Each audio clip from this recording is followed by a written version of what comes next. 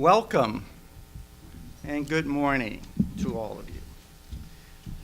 We would like to welcome our distinguished guests, alumni, students, and faculty and staff to our campus at Cal State LA, the home of the Golden Eagles. My name is Ty Jackson. I am the interim dean for the College of Business and Economics. And we are honored to be hosting the third annual Gerro Real Estate Symposium. It's established to increase real estate awareness for our students and the LA community. Our college serves over 4,600 undergraduate and graduate students. Our departments include accounting, economics and statistics, computer information systems, management, marketing, and finance, law, and real estate. We are proud to be accredited by the AACSB since 1960, which represents the highest standard of achievement for business schools. Less than 5% of business programs worldwide have this distinction. As a comprehensive public university in the heart of Los Angeles, we believe in the power to transform lives and foster thriving communities. More than 72% of our students are the first in their family to attend college. And we are very proud to be ranked #1 in the nation in upward mobility. We have shown, this is a proven success, that we are able to educate the bottom 20% of social economically, and many of those students are from our local community, and to propel them to the top 20%. And where they're able to succeed and contribute to our city's greater economic growth and prosperity. I would like to acknowledge Janet Dial, Vice President of University Advancement and the leader for our We Are LA, the first comprehensive campaign for Cal State LA. Janet, please.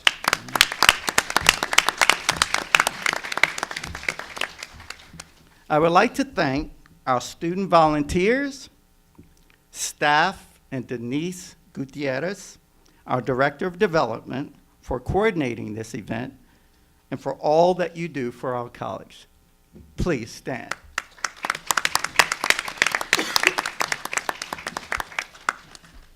Today, we will hear from some of our region's highly regarded industry leaders in transformation and economic growth of LA's real estate sectors.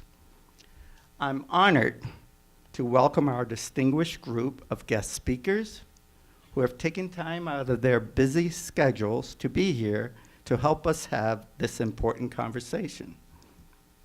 Thank you, Michael De Leon, Leslie Appleton Young, Bruce Belton, Lance Taylor, Jack Klein, and Nico Vigiati. We look forward to hearing from each of you.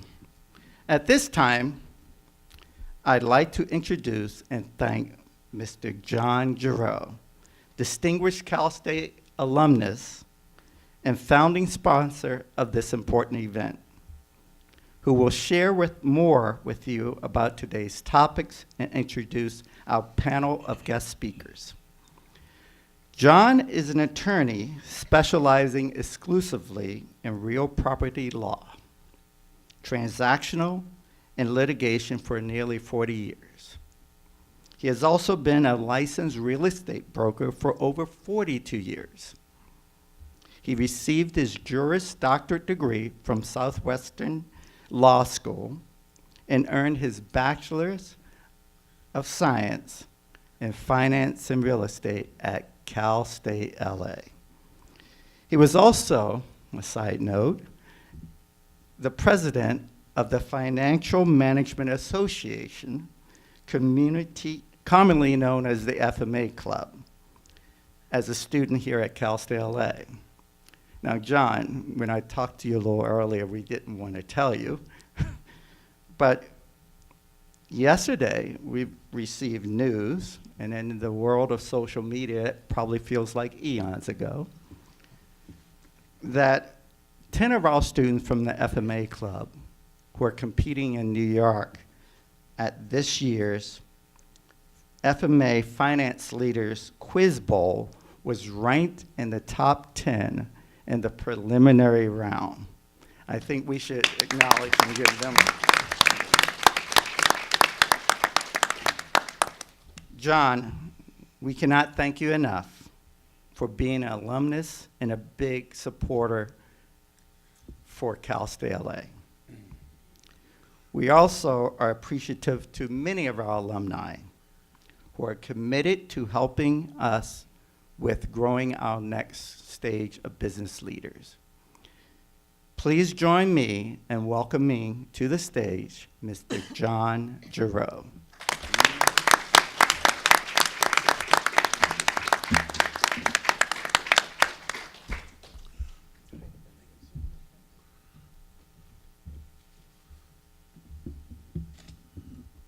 Thank you, Ty. Thank you very much for that humbling introduction. The purpose and intent of the symposium is to actually bring notoriety to the university and to, in particular, to the College of Business and Economics. I want to thank Dean Ty for the introduction, and also to Denise for her supporting hard work on making this symposium, our third annual symposium, a success. Later on, Mr. William Covino, the president of Cal State University, LA, will be with us, and I will introduce him when he arrives. He has contributed an outstanding amount of leadership to the university and continues to do so. I received so many calls and emails from those who wanted to attend today, but due to business commitments, they were unable to be with us. They could obtain a video once it is available. Last year, the program that I hosted was dedicated to my brother, who passed away from cancer. He was a graduate from Cal State LA in 1969 from the School of Business. This year, I dedicate the symposium to my mother, who recently passed. She was 98, but possessed a very sharp business mind. Special thanks to my wife, Marcia, who has been supportive, and she's a pediatrician handling the very young generations for 38 years. My son George is here also, and he's recently admitted to the state bar and is working with me in my office as a real estate attorney. Thank you, George. I would like to introduce someone who for 40 years started off as a client, but quickly became a friend and remains a very dear friend. We started off with industrial properties, which morphed into business parks and other developments. Mr. Ruben Ursus.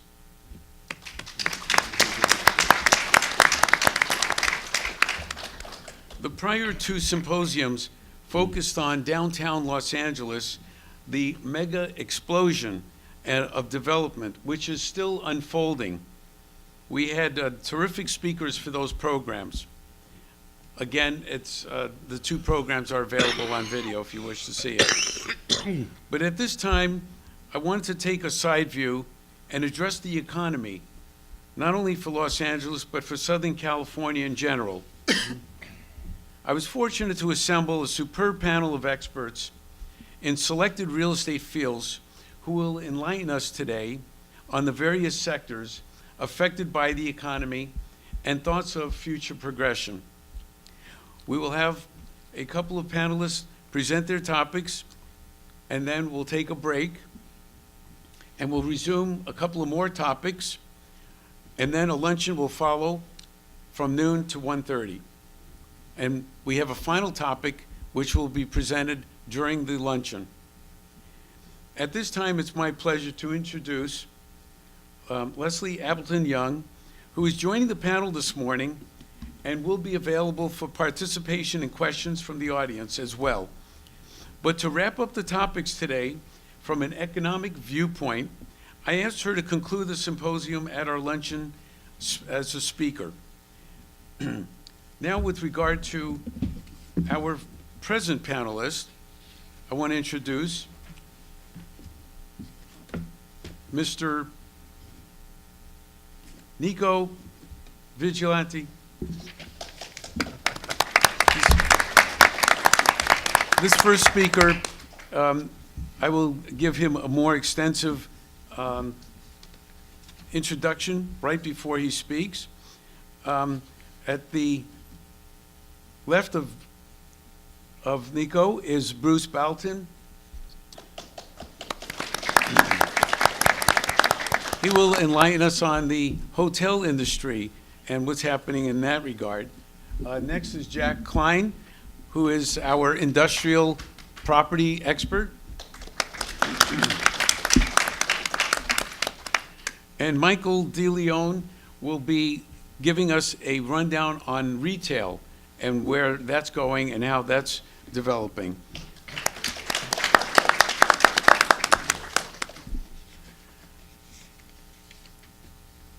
Nico has been the vice president, executive vice president at Colliers International Los Angeles.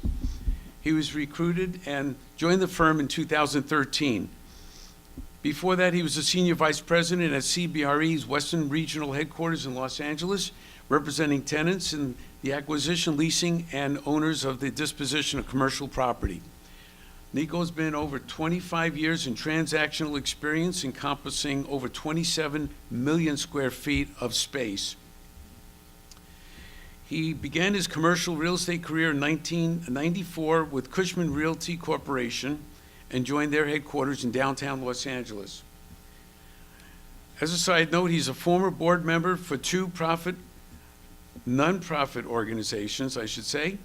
Shane's Inspiration, which develops playgrounds across the United States for children with disabilities, and Reef Check, which promotes saving both coral and rocky oceanic reef ecosystems.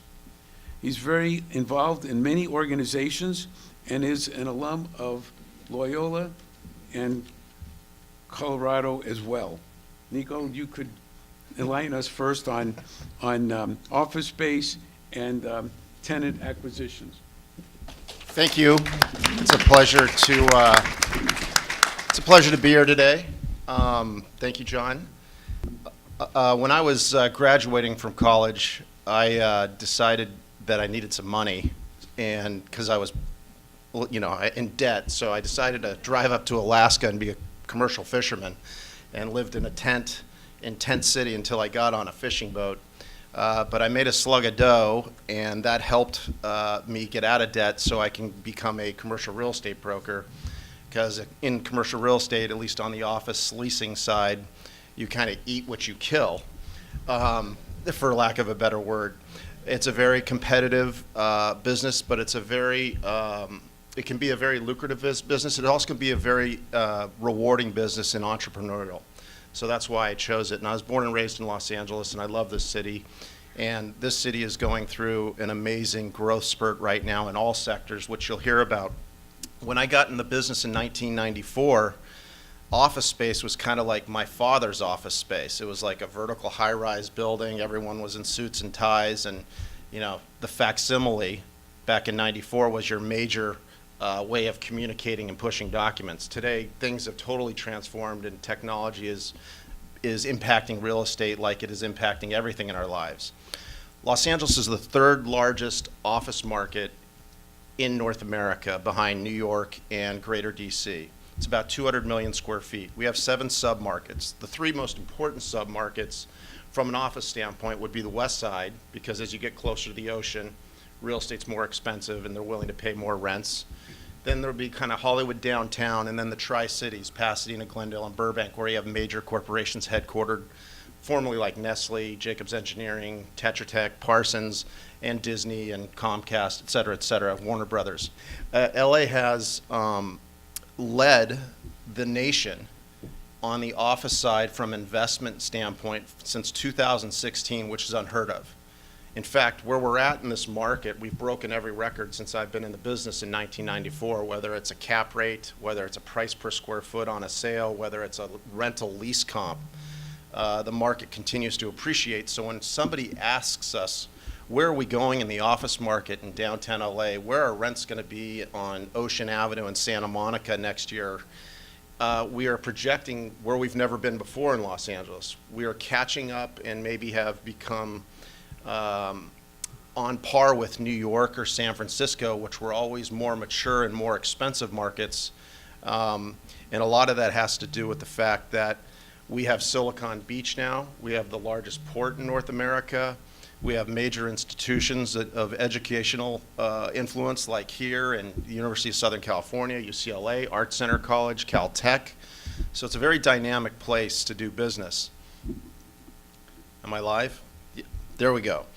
The other thing that LA has benefited from, as opposed to like other areas around the world, is we don't have a lot of land, right? So it's a challenge to build new product. So when your supply is relatively fixed and you have a healthy economy, more space is leased than is coming back available, it's simple economics. In the 205 million square feet, there's only 4.5 million square feet under construction right now. On a percentage basis, you know, do the math in your head, that's nominal. And it all is spread out, not in one area, so it takes some time to build a building, 18 months to 2 years, so it all doesn't get delivered at one time. About $9.4 billion was invested in the office market in greater LA. That beat Manhattan by $1.5 billion last year. And the forecast for 2019 is that California will be preferred over any other place in the nation. I think the favorite food groups, though, will be some of my colleagues to the left with respects to multifamily, industrial, and office will be around third or fifth. The biggest buyers are institutional buyers. There's a lot of data behind me, but Blackstone has made huge bets in Los Angeles County. Brookfield has continued to grow in downtown LA. Douglas Emmett, which is a REIT headquartered in Los Angeles, has expanded in West LA. So you have a lot of institutional money making mature bets on commercial office space, whether it's your father's office, you know, in downtown LA with the 52-story skyscrapers, or the 2-story converted Ford Motor building in the Arts District that sat mothballed for 20 years, maybe some of your entire lives, and now has been repositioned and leased by Warner Music for 15 years at some seriously high rents. This is a lot of data here. Basically what it states here is the cap rates for Class A institutional property are very low in Los Angeles, and as you get into the suburban market, they rise a little bit. From a historical perspective, anything between 4% and 7% is very healthy. Some of the biggest trends that we're seeing right now that's really impacting the office leasing would be co-working. Who's heard of WeWork? Okay, so WeWork is like a huge disruptor in the office space. They basically lease space out that's built out. You just show up one day and everything's ready to go. You pay a bit of a premium, but as a tenant, you have a ton of flexibility. You don't have to sign a 5-year lease. You don't have to invest money in your space. So a lot of companies like that. Obviously, that's a big trend that's impacting our industry, and it impacts how I get paid. You know, we get paid as brokers, whether you're on the landlord side or the tenant side, by calculating 3 things. You take the rent, you take the term, and you take the square footage. You add that all up, you get a gross value of a lease, and then you put a percentage to it. If your term goes from 5 years to 6 months, you just took a big hit in the wallet. The WeWorks and Spaces and Industrious and Central and all these new companies that are all over Los Angeles, are in effect a landlord in themselves. So they're leasing space, multiple floors in high rises and low rises, and the owners of the buildings are allowing them to come into the building, but it's almost like a bit of a conflict of interest. They're competing for tenants, so they look at it as an incubator for these small tenants who go from 2,000 feet to maybe 10,000, and then they could actually land as a direct tenant for a long term in a owner's building. Having a hard time seeing my studio-related facilities are in high demand. That is one of the biggest things for Los Angeles with respects to one of the benefits and differentiates us versus our competitors in other major cities. Construction costs are crazy. I don't know if you'll hear this from my colleagues, but there's something called a tenant improvement component. When you lease a space in a building, you typically needs to be built out. Years ago, that was a nominal number within control. Today, it's outlandish, so tenants have to actually spend money in their space outside of relying entirely on a landlord to cover the cost of that build. I mentioned records, $1,000 a square foot. I don't know what that sounds like to anybody here, but that's the norm in West Los Angeles for office space, and we never even got close to that in my entire career. Downtown Los Angeles is about $450 a foot right now. It used to be in the mid $200 a foot, maybe scratch $300 a foot for a couple years. And the other big news about which you're sitting next to downtown is we've had a ton of tenant migration into downtown. You know, downtown's vacancy in 1993 when I got in the business was 20%. Its vacancy right now is 20%. We have only built one building that's a mixed-use, multi-tenant office building and added to the inventory technically, and that's the Korean Air Tower, which is more of a hotel than it is an office building. And we've taken stock out of the supply by converting buildings to residential. But we've been fighting this kind of battle with respects to tenants becoming more efficient with technology and using less space. But now with all roads leading to downtown, and downtown being maybe the most inconvenient but convenient place to get to for all Angelenos in Los Angeles, and the fact that we have 50,000 residents going to 80, more companies are willing to come downtown. So it's a really exciting time for downtown. This is the slide for co-working, and it shows you that basically we work in Spaces. Spaces is the new brand of Regus, which are leading the way. Co-working is basically a shared living room experience, and there's a lot of other players in town. In total, this is about 2.5% of the overall inventory of the 200 million square feet that we have in Greater Los Angeles. So it's not significant. It's not something to be concerned about if the economy drops. This is like your gym membership that you'll probably drop for some of these groups. They'll just go work in Starbucks for free, possibly, but it's something to keep an eye on. This is the tenant migration.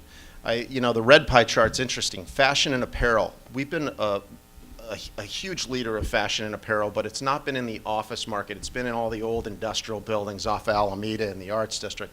A lot of those groups are maturing. They have a lot of employees.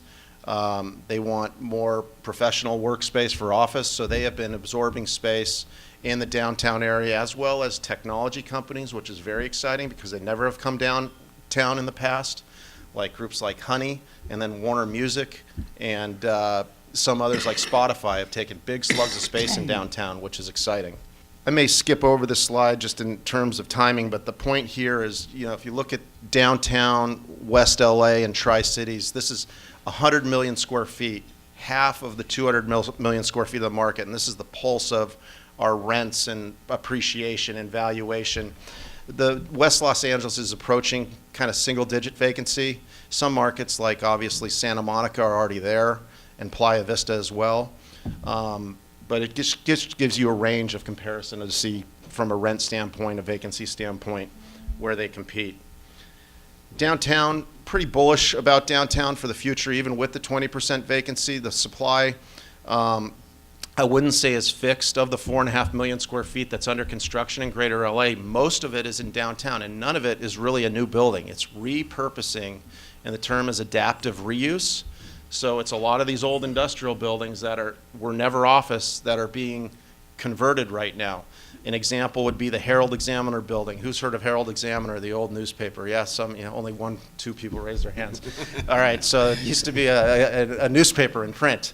And they have a beautiful building at 11th and Broadway. And Arizona State University just leased 100,000 square feet at that building to expand their campus right in the heart of USC and UCLA's territory. So exciting to have those students come downtown. Here's some other things. Union Bank is moving. USC continues to expand in downtown, which I think is really good for the walkability, the amenities, the restaurants, the gyms, just the vibrancy of downtown. The US Bank Tower is for sale. There's not a lot of product on the market, and there's a lot of capital looking for product. That'll be very interesting to track the value of that building. My guess is even with it being 20% vacant, I think it'll probably have a 5 in front of it, meaning about $500 a foot. Brookfield, who heard of McGuire Partners or McGuire Thomas? They own like 9 high-rises in downtown LA or develop them or part thereof. They went bankrupt. Brookfield owns them now, big real estate company. They just bought the CalMart. CalMart is in the kind of the fashion area. It's a huge, multi-million square foot project, and it used to be just showroom space.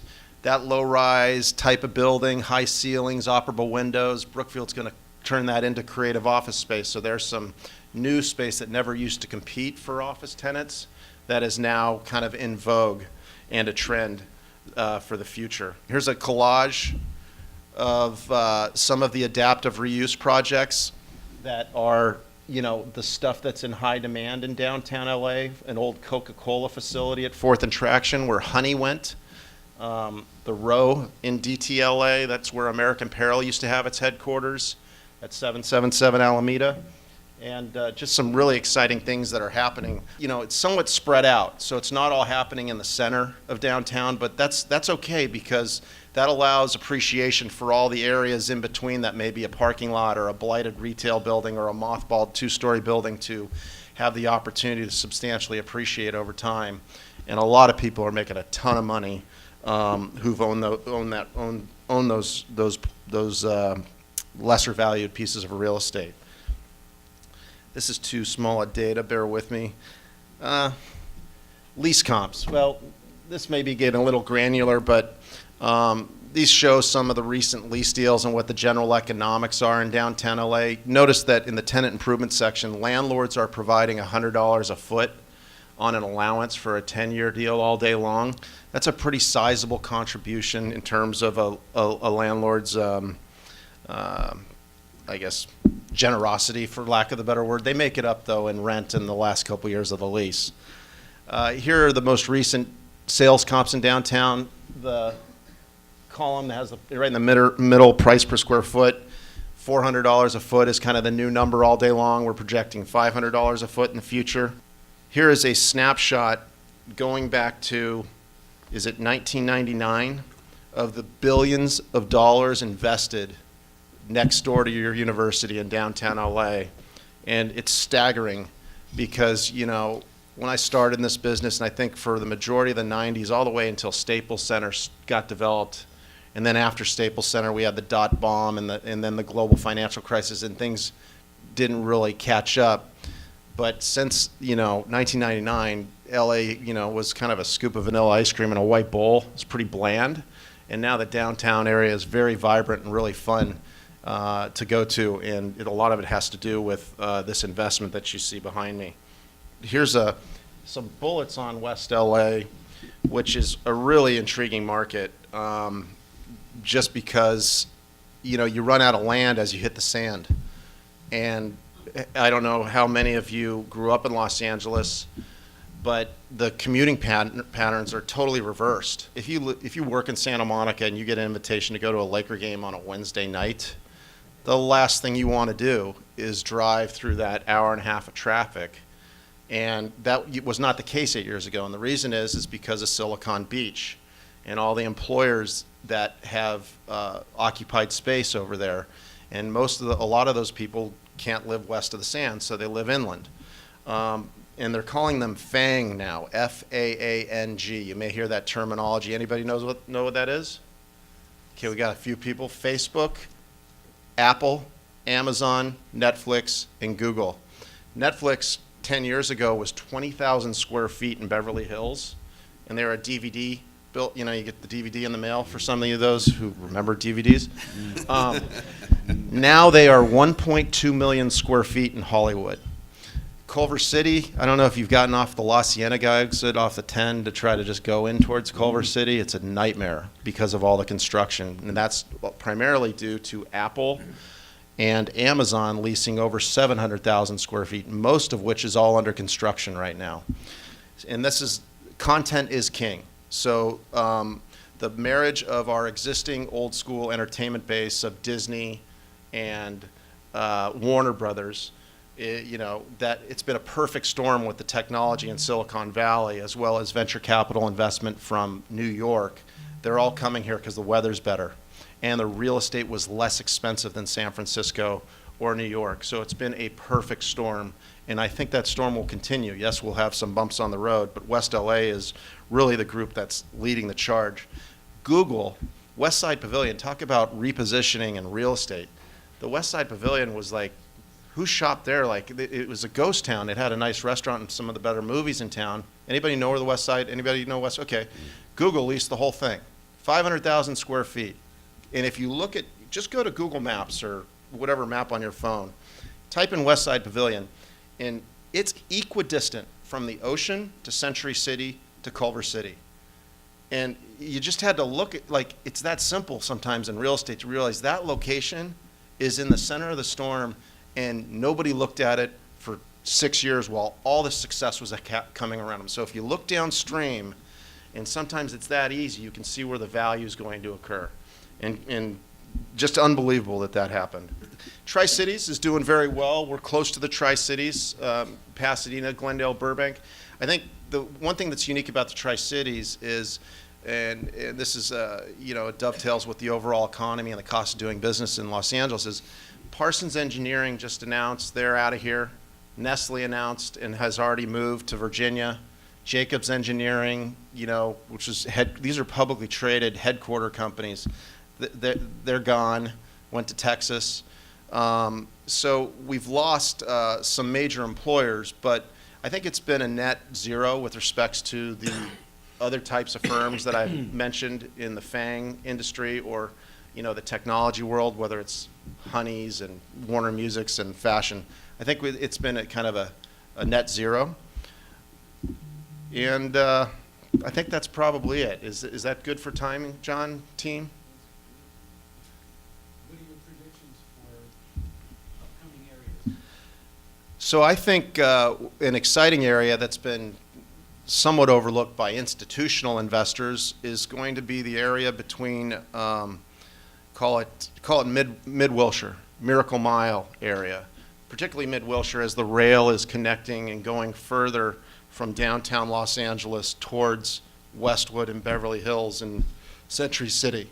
And that area has really good office stock. It has, really good kind of streets. Wilshire Boulevard's a straight street. It makes sense.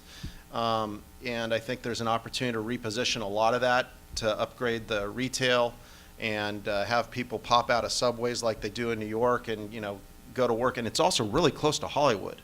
And Hollywood has no more space. Hollywood is, I don't know who's walked around Hollywood recently, but that's changed overnight and will continue to do very well. So I think anything center in Los Angeles is going to do well because you can't go west of the ocean.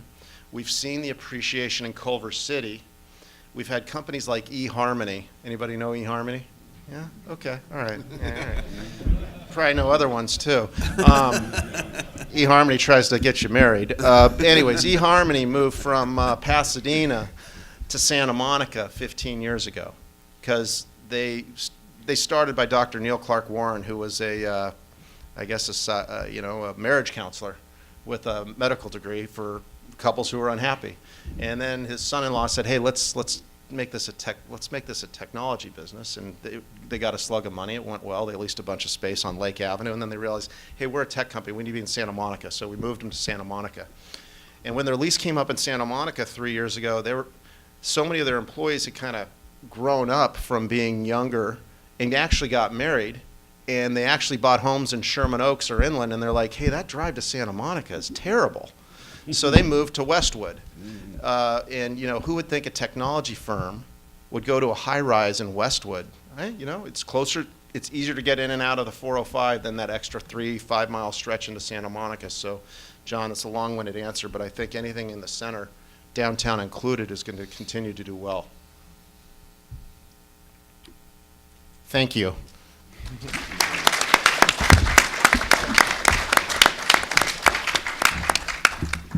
Thank you, Nico. That was truly an eye-opener. Does anyone have any questions for Nico from regarding office space or anything like that? I have a question. You mentioned there's a 20% vacancy. Is that just downtown, or is that countywide? Yeah, good question. Downtown is 20% vacant of the 33 million square feet of stock in downtown. West LA is probably 12%. Glendale, Burbank, Pasadena is about 13%. If you get laser focused into like Playa Vista, it's like 7%. Santa Monica would be like 8%. So recently, in the Glendale City Council, there was a hearing. There's a building on Central Avenue, which is a high-rise, for at least Glendale, it's a high-rise. And they're converting this office building into apartments or condominiums. That's correct. That's 520 Central. The owner's in Pasadena. And, you know, sometimes buildings just are past their useful life and what they're originally built for. And, you know, that building had smaller floor plates. Central, you know, although it's getting better in terms of the amenities, the rents aren't really there in Glendale for office, but the demographics certainly made sense for residential. So you're seeing that happen in other areas around LA as well.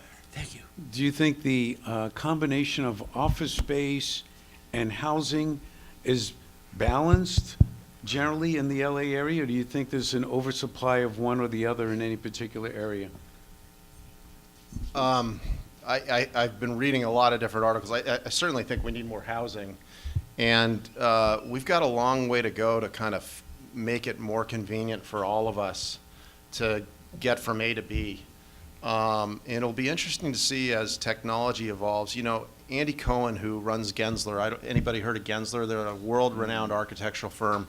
They've been making and leading some of the biggest changes in Los Angeles, and they actually moved from West LA and Santa Monica to downtown in between the old Arco Towers, now City National Bank. And if you see Andy speak, and they're the most forward-thinking about where we're going with building design and components, because they get into all the food groups of design. Andy, and this is mind-boggling to me, because we all love our cars, and whenever you do an office lease, they want a ton of parking. Andy thinks in like the next 10 years, landlords are going to not have need for their parking garages because everything's going to be driverless, and the cars are just going to be moving, so that they'll be repurposing parking garages, where right now that's the biggest fight you have with a tenant and their CFO in order to move them to the building is how much parking they can get. So it's, you know, some places are better than other with the rail access, but for a lot of us, if we used rail, there's that additional time to get from your home to the parking lot that serves the rail, and then you got to take the rail, and then you got to get from wherever the rail ends and that walk or whatever that other means is. So I live in Santa Monica. There's a direct line from 4th Street to 7th Street Metro, in Santa Monica, 4th Street to 7th Street Metro downtown. You know, it takes 47 minutes on that one run just to go 13 miles, but that excludes the 10 minutes it would take to get to the rail and the 10 minutes it would take to get from the rail to my office. So I'd rather just drive the 13 miles. Do you feel that the internet, the fact that more people are working at home or home offices is causing this vacancy factor to sustain itself in the office district arena? Yeah, no, it's a good question. One thing, I think employers are pulling people back. I think people need to be next to people, and so their office space will be in need, you know, for the foreseeable future. Because listen, we can do a lot just on our phones, you know, on the beach out in front of the Santa Monica Pier if you wanted to just pretend you were working all day. But it certainly has had an impact in terms of per square foot per person. Companies are getting a lot more efficient. But I think there's always going to be a need for office space. And one thing that I think we learned, and a lot of companies learned 5 years ago, because there was this trend to go all open. You know, design your space all open, collaborative, creative.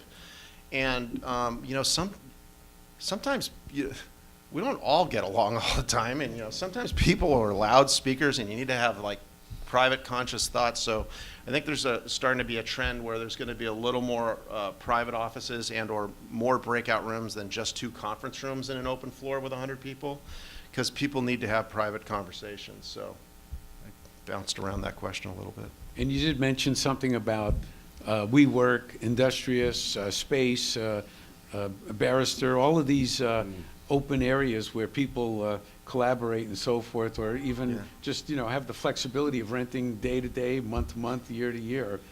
You see more of that happening? I do, and what's interesting is either those guys and gals who run those companies were really smart, or which they were, but I think they're going to get really lucky. Because if you look at the new accounting laws with respects to what you have to have on your balance sheet, you used to only have to have a year of rent on your balance sheet if you're the company of the CFO leasing office space. December of this year, you need to put the entire lease term on your balance sheet. That means, let's say you lease 10,000 square feet. This room's 5,000 square feet approximately. Let's say your rent's $3 a foot. That's $15,000 a month. 15,000 a month times 12. Somebody help me with the numbers. 180 grand. So that's 1 year of rent. So that's a liability, right? Because you need to pay that rent. So you only had to have the 180 grand on your balance sheet. Well, now to have more transparency with accounting rules, you're going to have to put the entire 10 years. So 180 is now 1.8 million. Now, again, that's going to tie up your borrowing power as you run your business. In addition, if you have an option to renew, which you typically want for flexibility, 1 5-year option, that additional 5 years needs to be on the balance sheet as well. So you can see CFOs who are running companies who want to like preserve their cash and spend it on their operating business to grow their business as opposed to tie it up. They're going to want to lease space in a more flexible manner, and that's what those groups are offering. We have one question over here in the front My row. name is Hilton. I teach finance and real estate here. Thank you. You seem to me like a pretty forward-thinking person too. And we heard a great deal about the West Side, Tri-Cities, the downtown, but we primarily serve students from this area, San Gabriel area. And I wonder whether you could tell us a thing or two about what you see for the future of this area. Thank you. Yeah, absolutely. San Gabriel Valley Market is one of the 7 submarkets that makes up the 200 million square feet. It happens to be the smallest office inventory market, so that's why I neglected to kind of include it today, and also because of time. But it's primarily a low-rise market, and you know you have a lot of communities that are you know it's a large piece of earth, so it's not like a central business district, but it has been. You know, there's not a lot of excess land. The industrial basin, which you're going to hear from one of my colleagues, which has a lot of inventory in the San Gabriel Valley market, has been appreciating and continuing to appreciate. I think rail is extending along, you know, the Gold Line, which is helpful. And clearly, the demographics of the area have a lot of different types of people doing a lot of different things, which are of a big benefit to the area. From an office standpoint, I don't track it as much because there's just not as much inventory, and it's kind of fragmented in that sense.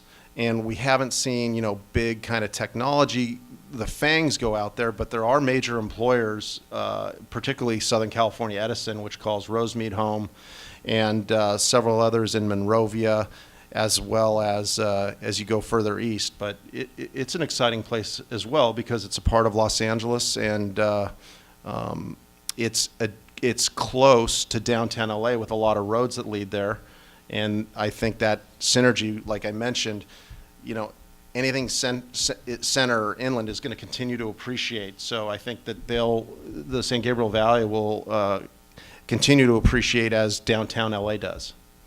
Did that help answer your question? Any other Welcome. questions? Yes. I think you mentioned earlier that there were 4 million square feet in development. Yeah, about 4.5 million, I yes. see. So with a 20% vacancy rate, who do you foresee moving into this space? So, great question, and let me clarify. That 4.5 million is on the entire LA basin, not just downtown, which is 205 million. And about half of that 4 million is in downtown LA. It's like 801 Broadway, which is a 1 million square foot project, and project like the Row at 777 Alameda.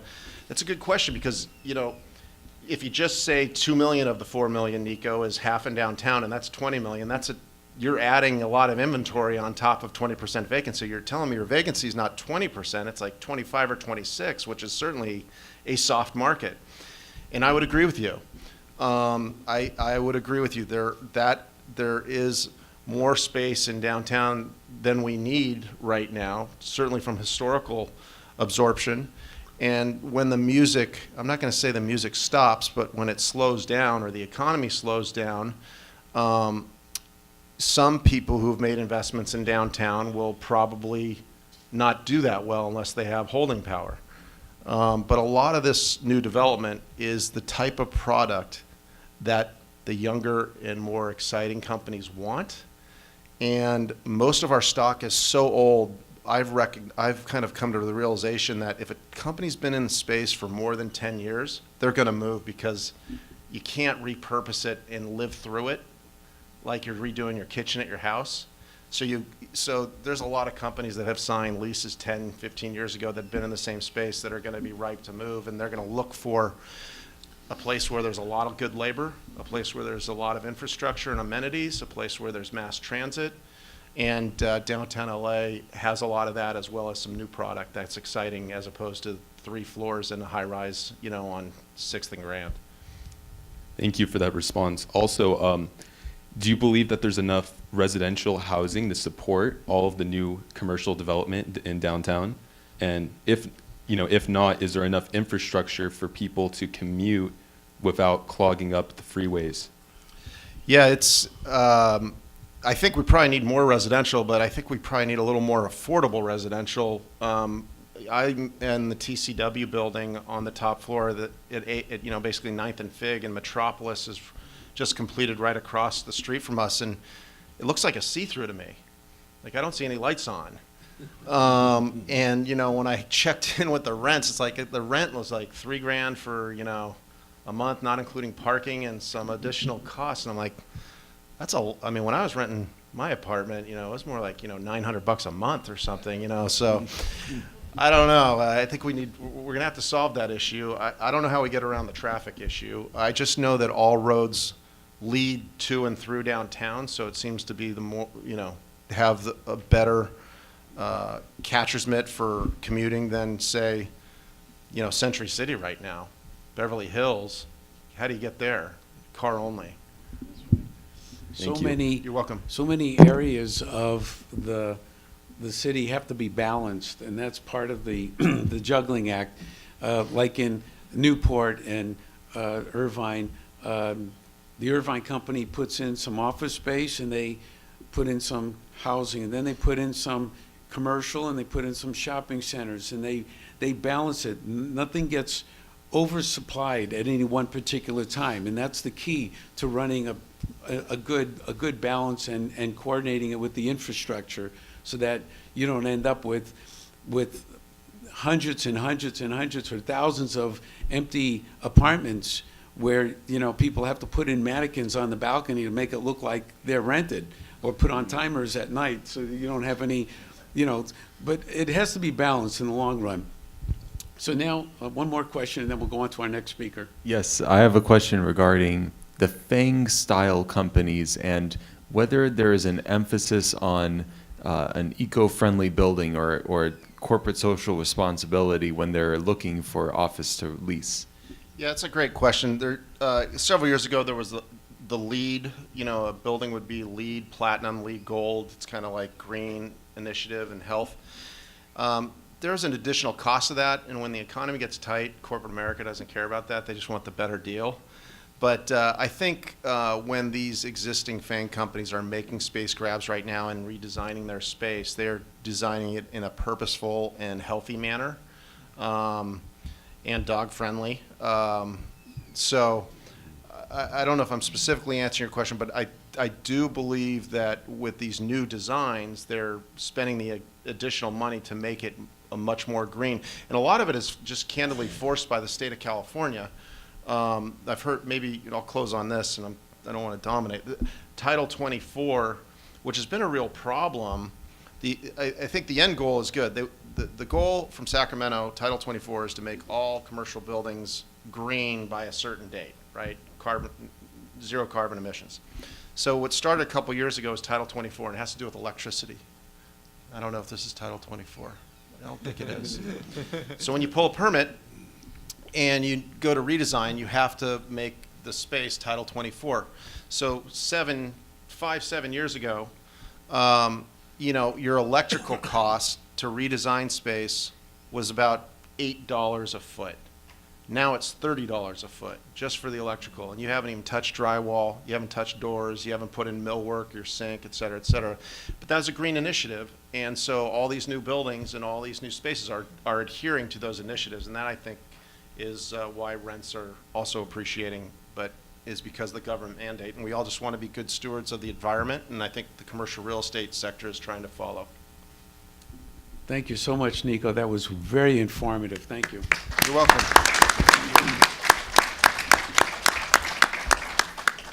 Next is Bruce Belton, Managing Director of CBRE Hotels Consulting, and leading in LA, in the LA area. He has 40 years of experience with PKF Consulting, which was acquired by CBRE in July of 2014. Bruce has had a wide diversity of experience in the hospitality and tourism industries, including market demand studies, valuations, economic and operational consulting, and dealing with leases, franchises, and management contracts. He's worked extensively with various government entities in tourism and hospitality. He's quoted in the national and local press and testified as an expert witness on various industry issues and practices. He has taught at the University of Nevada, also taught extensively in the Collins School of Hospitality Management at California Polytechnic Institute in Pomona. I have to say that in conversing with Bruce, there's generally not one hotel project that Bruce has not been involved with or is familiar. Please welcome Bruce Belton.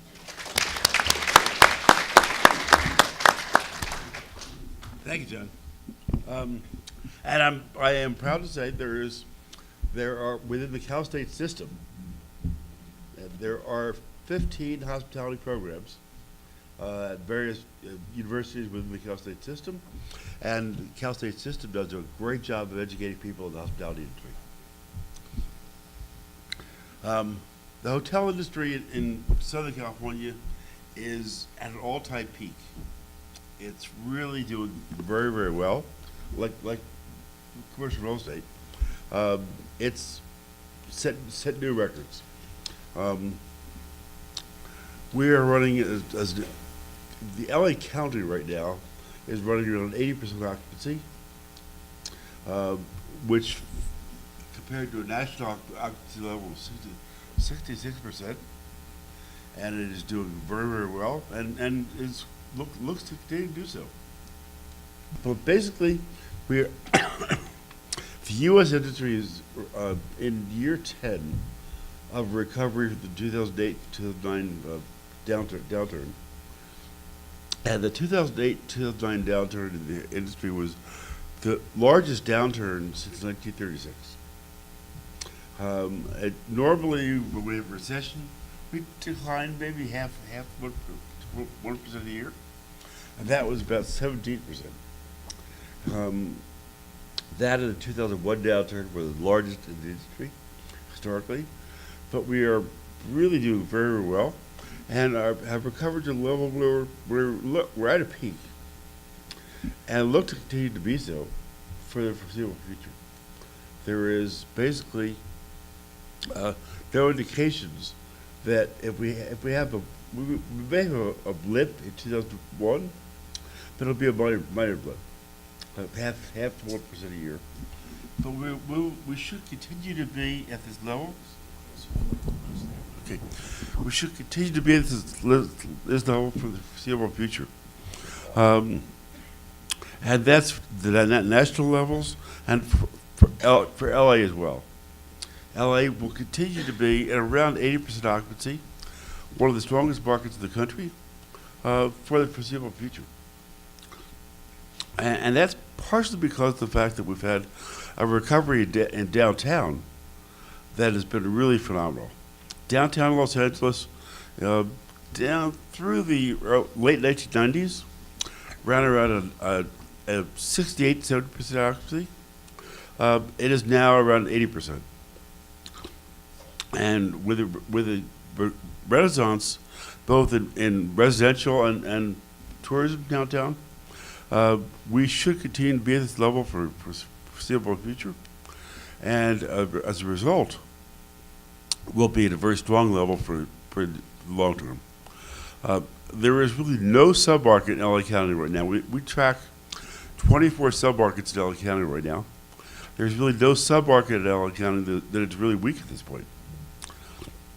Downtown is very strong, and it's grown in both leisure and convention demand. San Gabriel Valley, the area you asked about before, is very, very strong. We've had a really strong resurgence in demand from the Asian markets, and we've had a substantial amount of hotel development in the San Gabriel Valley, which is continuing to happen, and is being absorbed at a very strong level. West LA is running at like 90% occupancies, which are historically high levels from a national standpoint. And with Silicon Beach and what's happening in the San Gabriel Valley, is doing very, very well. LA historically had about, from 1987, when we started measuring it, to 2015, had about 0.7% annual growth in supply. It's having now about 3 to 4% growth in supply per year. And all that supply is being absorbed on an annual, as immediately as it's developed. We've had no decrease in occupancy at all as new supply has been developed, and we see that continuing as well. So the market is just very, very strong, doing very well, and should continue to be so for the foreseeable future. And that's really it, John. So it's all good. I'm happy to say that. Thank you, Bruce. I have a couple of questions. Sure. I know downtown, as you know, as we've been tracking it over the past number of years, you have the Metropolis, which has got the Hotel Indigo, 350 rooms. You have Oceanwide project coming on with Park Hyatt, 183 rooms. Wilshire Grand is hosting the Intercontinental Hotel with 880 rooms and 110 suites. Then we have the 1020 Figueroa, which is has the W Hotel, which is coming on with 280 rooms. The Sheraton is obviously existing at the block, and that's a Rakovich development where the Macy's was just remodeled. That's 500 rooms. And then we have Pico and Fig coming online, or at least in the planning, at 1120. That's 1,120 rooms, and that's by Lightstone coming in from New York, I believe. And the Hazens project, which I just mentioned, with the W Hotel, and then you also have the Hyatt that you're familiar with in Huntington Beach. in all those areas. So, I mean, there's real growth of, as I've seen it, there's real growth in hotels, and from what you've just said, they're all being absorbed and being utilized. It doesn't seem like there's a lot of problems in getting people to rent these rooms. No, the LA County CVB set a target about 10 years ago of 50 million visitors a year from 40 million. They set the target for 2020. They reached it last year. And the LA has really emerged nationally and internationally as a destination that has really attracted to amazing amounts of demand. And so the market is really absorbing this supply very, very well, and actually exceeding the amount of supply.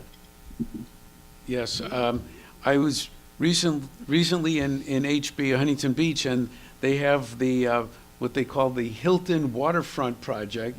And that's right across the street from the Hyatt, right on the water there. Yep. Pretty much on PCH. And it looked like they were doing very well as well. So there's a lot of submarkets. Yep. Well, Huntington Beach is interesting because as a destination, it really has emerged as the number one destination actually in Orange County. Oh. And it was historically, as you probably know, you haven't been here for a while, it was really a pretty weak market. It was a very weak market. And yet with the addition of the Hyatt of 520 rooms, the Hilton just expanded it from 290 rooms to 450. And the Paseo opened last year at 250 rooms. It's emerged as a very strong destination. Exactly. How do you view the Long Beach market, since that's really part of LA County? It's a growing market as well. I live there actually, so I know it very well. And you know, Long Beach has emerged from what was the early 90s as a Navy market and a port market and a really weak submarket to a very strong market, which has grown from a very strong port to a strong commercial market and a growing leisure market as well. Is there any particular in the county right now that seems to be underserved, in your opinion? Probably South Bay. South Bay. Yep. Torrance, Redondo Beach, that area is a market that has historically been very strong with trade through the port. That really is underserved in terms of new supply. And again, this market, the San Gabriel Valley, is underserved. We've done consulting work for USC Health Sciences campus, where they are building a new hotel, which will open probably in about a year and a half. That's at USC. USC. Yes. And there's a lot of new supply coming in, which really is needed in the San Gabriel Valley. Monterey Park, Montebello, San Gabriel, that area. So in your opinion, as a consultant, if someone were to ask you where's the trend going, would there be any one or two areas that you would specify? No, I'd really say anywhere. Because, we're running at such a strong occupancy level at 80%. Nationally, we're at 66%. And the conventional wisdom in the industry is that if you're running at 70% occupancy or higher, you can absorb new supply. There's really pretty much anywhere you can find a site to develop that's economically feasible in LA County, have a look at it. My question is, I see a lot of hotels being built, even in the Tri-Cities. And my question is, where are all these people coming from? Well, about 70% of our demand is discretionary. Is where? Discretionary. Okay. It's in the leisure group. Yes. So they're coming from pretty much everywhere. Tri-Cities, Universal City is really generating a huge amount of demand with Harry Potter and what's going on there. Okay. And the commercial bit is growing as well. I know many years ago, back in the early 80s, when Disneyland was expanding and they were putting on their Adventureland or whatever, hotels were small little hotels around the boulevards there, and then they became quite extensive. So it's in part from mostly a lot of tourism, would you say? Yeah, absolutely. Yes.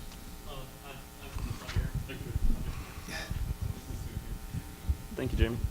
I'm curious, following up on that question, what the economic background of the people who are staying at these hotels is. So where they're coming from economically and where they're coming from geographically as well, if those are numbers you'll track. Economically, they're coming from regionally and internationally. China has gone from the 10th largest market into LA to the number one market. It now is generating over 1 million visitors a year, and they stay for pretty long spends of time and spend a lot of money. So internationally, the growth has come primarily from China, South Korea, India, and basically Asia. And domestically, it's coming from the Western U.S. As we get a lot of growth, thank you very much. As we get a lot of growth in Arizona, Nevada, and Washington, that's coming into LA as well. And economically, in terms of their economic background, the source of their economy? Don't know. Good question. Obviously, nationally, the decline of middle market is a challenge, but we're not seeing that as a decline in the hotel industry. I'm kind of curious. Hi, my name is Byron Hung. I'm kind of curious to know how short-term rentals, such as Airbnb and VRCO, which are growing pretty quickly, have any effect. I mean, I know it sounds great, but I'm just curious to know if there's any effect on the hotel business. They're having an effect on the average daily rate the hotels can achieve.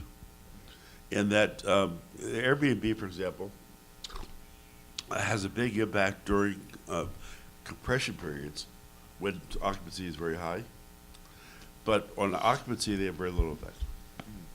Airbnb reflects about a 5% growth in supply in LA County, and has really not had a big impact on occupancy. But it does have an impact on average daily rates.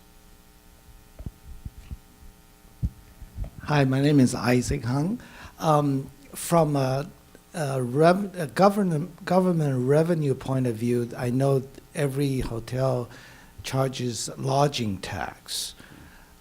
What is the lodging tax rate now in LA or LA County, and how does the government use that money for tourism or improvement in the area? The tax rate is 14%, and the TOT, Transit Occupancy Tax, is a huge source of revenue to most cities, because it goes 100% to the city. And they use a small percentage of it to market tourism, but the great majority of it goes to the general fund. And it is, for LA County, it's not a great source of revenue, but for some cities, it's a huge source. Like Anaheim, for example, it's 25% of the general fund. It's the type of tax that no one will complain, right? Right. Because they're all from outside of the area. Right. And it is a substantial source of revenue to cities.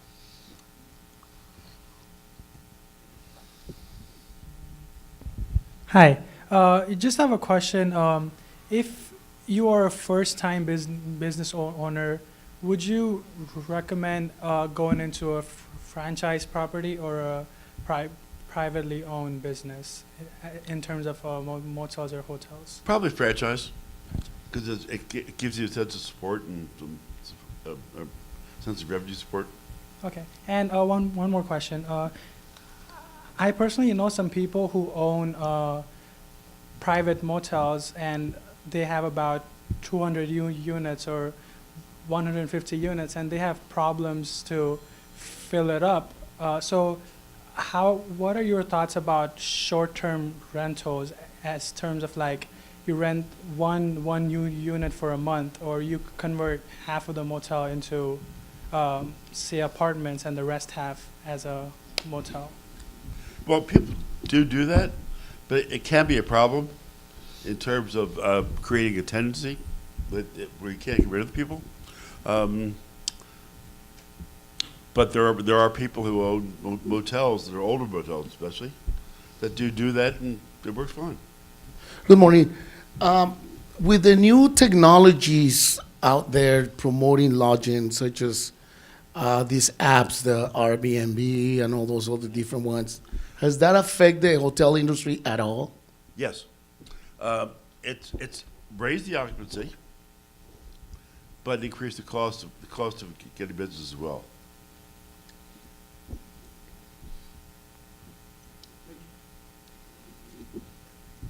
So Bruce, you said that the Airbnb is only like 5% of the industry. Yep. So it's not really a great competition for at least the major hotels. Not in L.A. Not in LA. It is in certain cities. Okay. New York, San Francisco, there are a couple cities where it's a major factor, but it's really not in L.A. Now, in my conversations with the downtown and the tourism, so forth, I was having a conversation with Bud Overham when he was down there working, and who you know, and he was telling me that there was a projection of 4,000 rooms that they were trying to get online in the next few years. Actually, 8,000. 8,000. 8,000. Okay, so the city could absorb 8,000 more Yep. rooms in the downtown area. Yep. Well, just for point of comparison, and I work with Bud quite a bit, Yes. and in terms of the rooms relative to the convention center, San Francisco has about 22,000, San Diego 12,000, Anaheim about 10,000, LA had about 5,000. Oh, So we had a real shortage of rooms downtown relative to the convention center. I see. They've now got, they've added about 4,000 since that time. They still have the ability to absorb more rooms, and actually need more, because LA's convention destination is a great destination in terms of airlift, entertainment, amenities, climate, but what it lacks is hotel rooms. So as they're getting more rooms, that's why they've all been absorbed immediately. The Intercontinental opened last year. It was absorbed within 1 year. Oh, Indigo's been immediately absorbed. And it normally takes, for new hotels to be absorbed, about 3 to 4 years. 3 to 4 years, yeah. But now these are rooms that are being absorbed immediately, because we need them. Great demand. Yep. A great demand. Yep. And it's your opinion that the franchise hotels will obviously, because of the support and everything else, will thrive a little Yeah, better. yeah. But we're absorbing boutique hotels very well as well. Boutique, yeah. The Ace Hotel opened a couple years ago. Mhm. Nomad. We have the Proper at Hoxton opening this year. And those are all boutique hotels that are being absorbed right away as well. Very good, very good. Any further questions? Thank you, Bruce, that's very informative. Thank you. Did we have a question, one more question regarding hotels? Did you want to ask a question or of Jack or of Bruce? Okay. All right, thank you very much. This next topic is going to be very interesting. It's on basically focusing on industrial real estate. I'm proud to say that Jack Klein has executed sales, leasebacks, leased investments, landlord and tenant representation assignments, land developments, built-to-suits, redevelopment agency work, eminent domain actions, foreclosure sales, short sales, bankruptcy sales, partnership partitions. Jack's developed a strong working knowledge of environmental, legal, and tax matters affecting real property disposition. His geographic focus has been industrial real estate from the greater Los Angeles area to the Inland Empire for the last 30 years. In February 1996, Jack, along with two others, founded the Lee and Associates office in the City of Commerce and co-managed the office for 5 years. Jack is recognized as one of the top commercial brokers in the Southern California area. I found his topics and conversation extremely interesting. He's a graduate of the University of California at San Diego and the University of California at Los Angeles. He resides in Orange County with his wife and children. And again, like I said, he works for Lee and Associates. And I think you'll find this topic very, very interesting. Jack. Thank you, John. Just a little bit of early background. So when I was going to UCLA, I always wanted to be an attorney like John. So I worked for a law firm in downtown LA, and I realized, boy, those guys are way too smart. And then I went to work for a commercial real estate brokerage company as, again, a gopher runner. It was Grubb & Ellis, who's been merged into some other name now, in Beverly Hills. And I worked for a couple different commercial agents, and I said, boy, these guys are making a lot of money, and they're not that much smarter than I am. So that's how I chose my career in industrial real estate. Now, I like to suggest that industrial real estate is the Swiss Army knife of all real estate. I got into it because it didn't take much, as far as knowledge. You didn't need to be as smart as the office guys or as talented as the hotel guys or know a lot about like the multifamily. It was just asphalt and concrete, and I knew that business, asphalt and concrete. It made sense to me. So with my knuckle-dragging attitude, I went into the industrial real estate business actually almost 35 years ago in the City of Commerce, and was before all of the .com, before of all the e-commerce, before all the transition from 2,500 sewers into a building to now office and eclectic restaurants.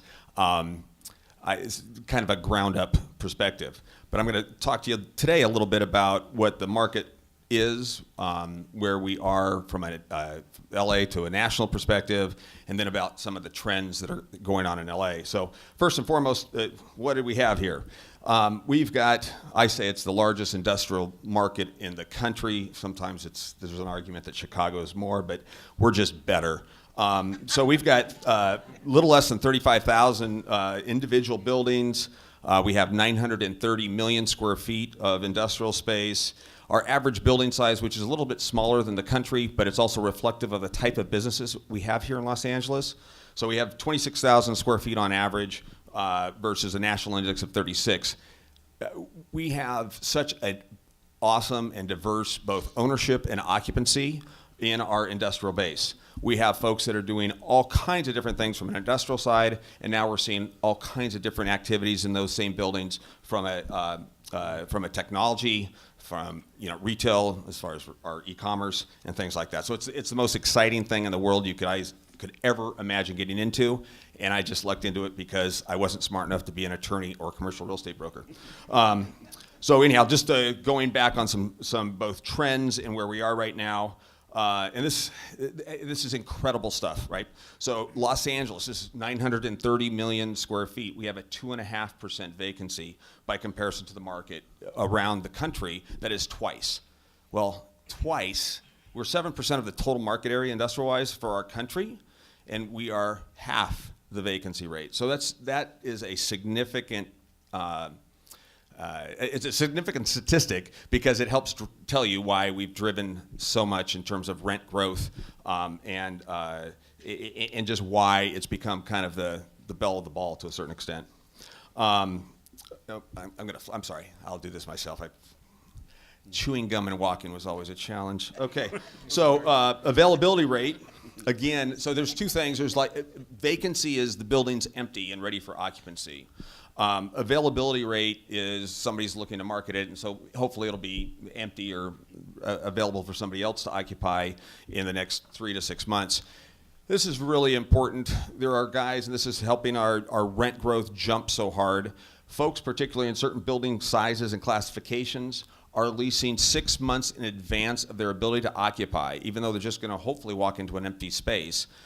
Somebody else is in the building, they've got to get out, and we have what is a kind of a crunch. Last year, in one of the deals that I'll mention later, I was working with a company some of you folks might know, Fashion Nova. Fashion Nova is an e-commerce darling, kind of taken over the Forever 21, they used to call it fast fashion, and Fashion Nova is ultra fast fashion. They deliver, I think it's about 230,000 orders a day out of a warehouse, right? So just think how many Nordstroms, Macy's, Targets, Kohl's have to be around in order to support that kind of business. So when we were in the market last year, there were 5 large boxes, meaning 400,000 square foot, 36-foot clear buildings available. Within a 3-month period, all 5, we were kind of like, it was playing musical chairs at the moment. We did end up with a building over in Santa Fe Springs, but all 5 of these large boxes, 36-foot clear, all specialized sprinkler systems, they call them ESFR, all were absorbed like that. I mean, it was a phenomenal thing, and they were absorbed by guys like the Best Buys, the UPSs, the Nordstroms, the Tempur-Pedic. I mean, these are the guys that just sucked up these buildings in a minute. And these are developers when you think about it, and this is big bets. Because in industrial, more so than even office to a certain extent, we spec the building, we finish the building, and then hope the tenant comes, right? And so you're betting 100 to maybe 150 million bucks that a tenant's going to show up before you actually have that rent. So it's a big bet, but that's the level of confidence based on these statistics: 2.5% vacancy, 4.5% availability. Months on the market, again, this speaks to the volume and velocity of our market. We're turning over buildings in 3.5 months. Clients ask, how long will it be on the market? I said, well, what is your price? It can be off the market tomorrow if you want to go with yesterday's price. But if you want to try to reach for tomorrow's price, expect 3 to 6 months. And that's, you can see, is in our tracking of the length of time buildings are available, not vacant, available, and before they're leased, is less than 4 months, which is extraordinary. Again, yeah, thank you. Sales volume and sales price. Again, LA is so great, right? The national average for industrial building sales on a per square foot basis is $116. LA, it's $240 and rising. And so again, this is the entire market in Los Angeles. So a $930 million square foot market. I think we turned about 4% of that market this last year. So this is a very big market. This is not like one-off sales. There's a number of transaction points that support this. What's the price to build? Well, it's like your world. It's really gone out of control. So it used to be. So there's probably 5 major builders. One of these guys is Altman's Construction, and they would publish, for our sake, a price guide. They stopped publishing that price guide in 2016 because construction prices were moving up so quickly.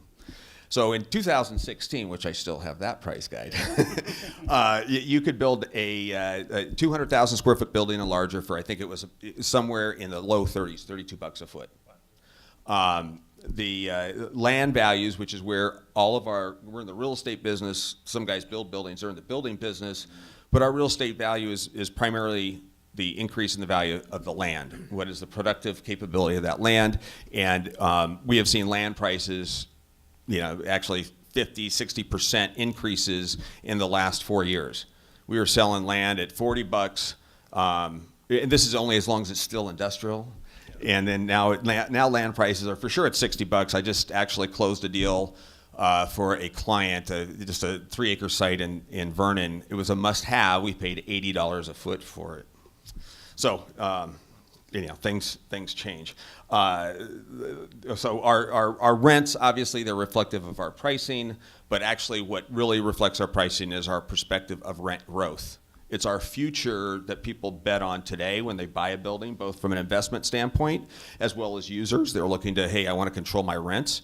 But it's really that perspective of the future rent growth or future rent savings of your user.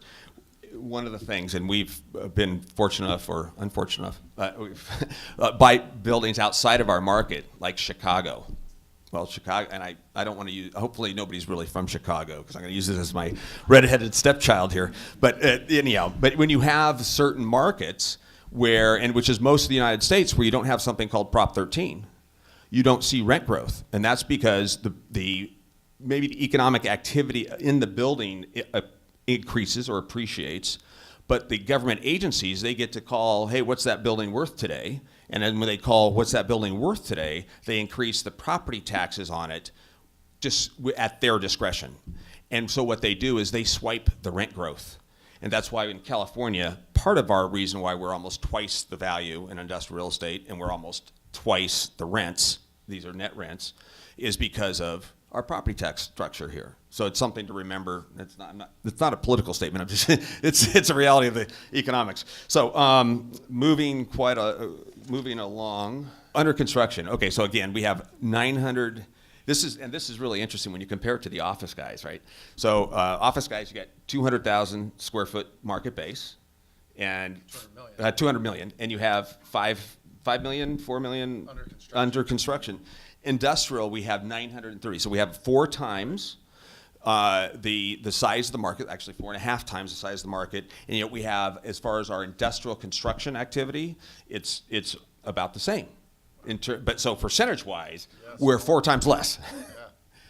So it's demonstrating, and I'm kind of feeding up to some of my points, which is we have a very supply-constrained market in addition to an expanding economy. So that's kind of interesting. So I'm going to talk about a couple large transactions, and then we'll get into the fun stuff, and that's really what our trends are. So these are in, you mentioned this market. So Forever 21, you know, it's interesting because I just told you that it's $240 a foot for industrial, and I'm telling you now, Blackstone bought this thing for 165 million on 2 million square feet. Well, that's less than $100, right?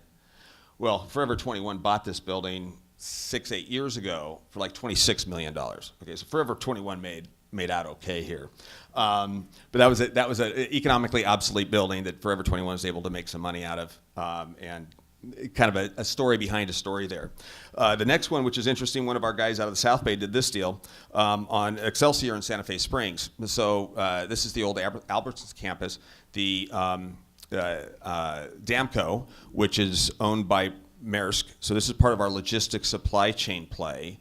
This is a 75-acre site, even though they're saying it's 73 cents on the building, because that's how Goodman actually underwrote it. But the end user, the folks that are in there now, forget the buildings. We want the land. We want to park our containers. We need to have access. We need to have a spot, an infill location that's both port and centralized. And so that's why they paid. That's a huge land. So Goodman, which is the largest private developer in the world, they're out of Australia. So they've made some big plays here in Southern California. They bought this with anticipation of maybe rehabbing. Let's tear down. Let's build a new, beautiful 36-foot clear building. Damco comes in and says, hey, we'll give you whatever you want for this thing. It's the same kind of money you're going to make if you do all that other work. We'll give it to you now, but don't touch a thing. We just want the land. So that's kind of an interesting concept. And this next one, Sheila Street, it's 2 stories. So Super Value did essentially a sale leaseback. So they leased this at 63 cents, which is essentially a below market deal. Rexford, on the other hand, bought it for $174, which actually now seems like boy, that's a cheap deal. I was on a trip with guys from Centerpoint at the time. Centerpoint runs CalPERS money in the industrial sector, and they were talking about how did Rexford sneak in and buy this deal? Well, that's because Rexford paid for it. And that's part of the, it's funny, the guys that didn't get the deal, they always wonder, how'd that other guy do it? You know what? He paid more. Some of these things, you got to go to school to learn.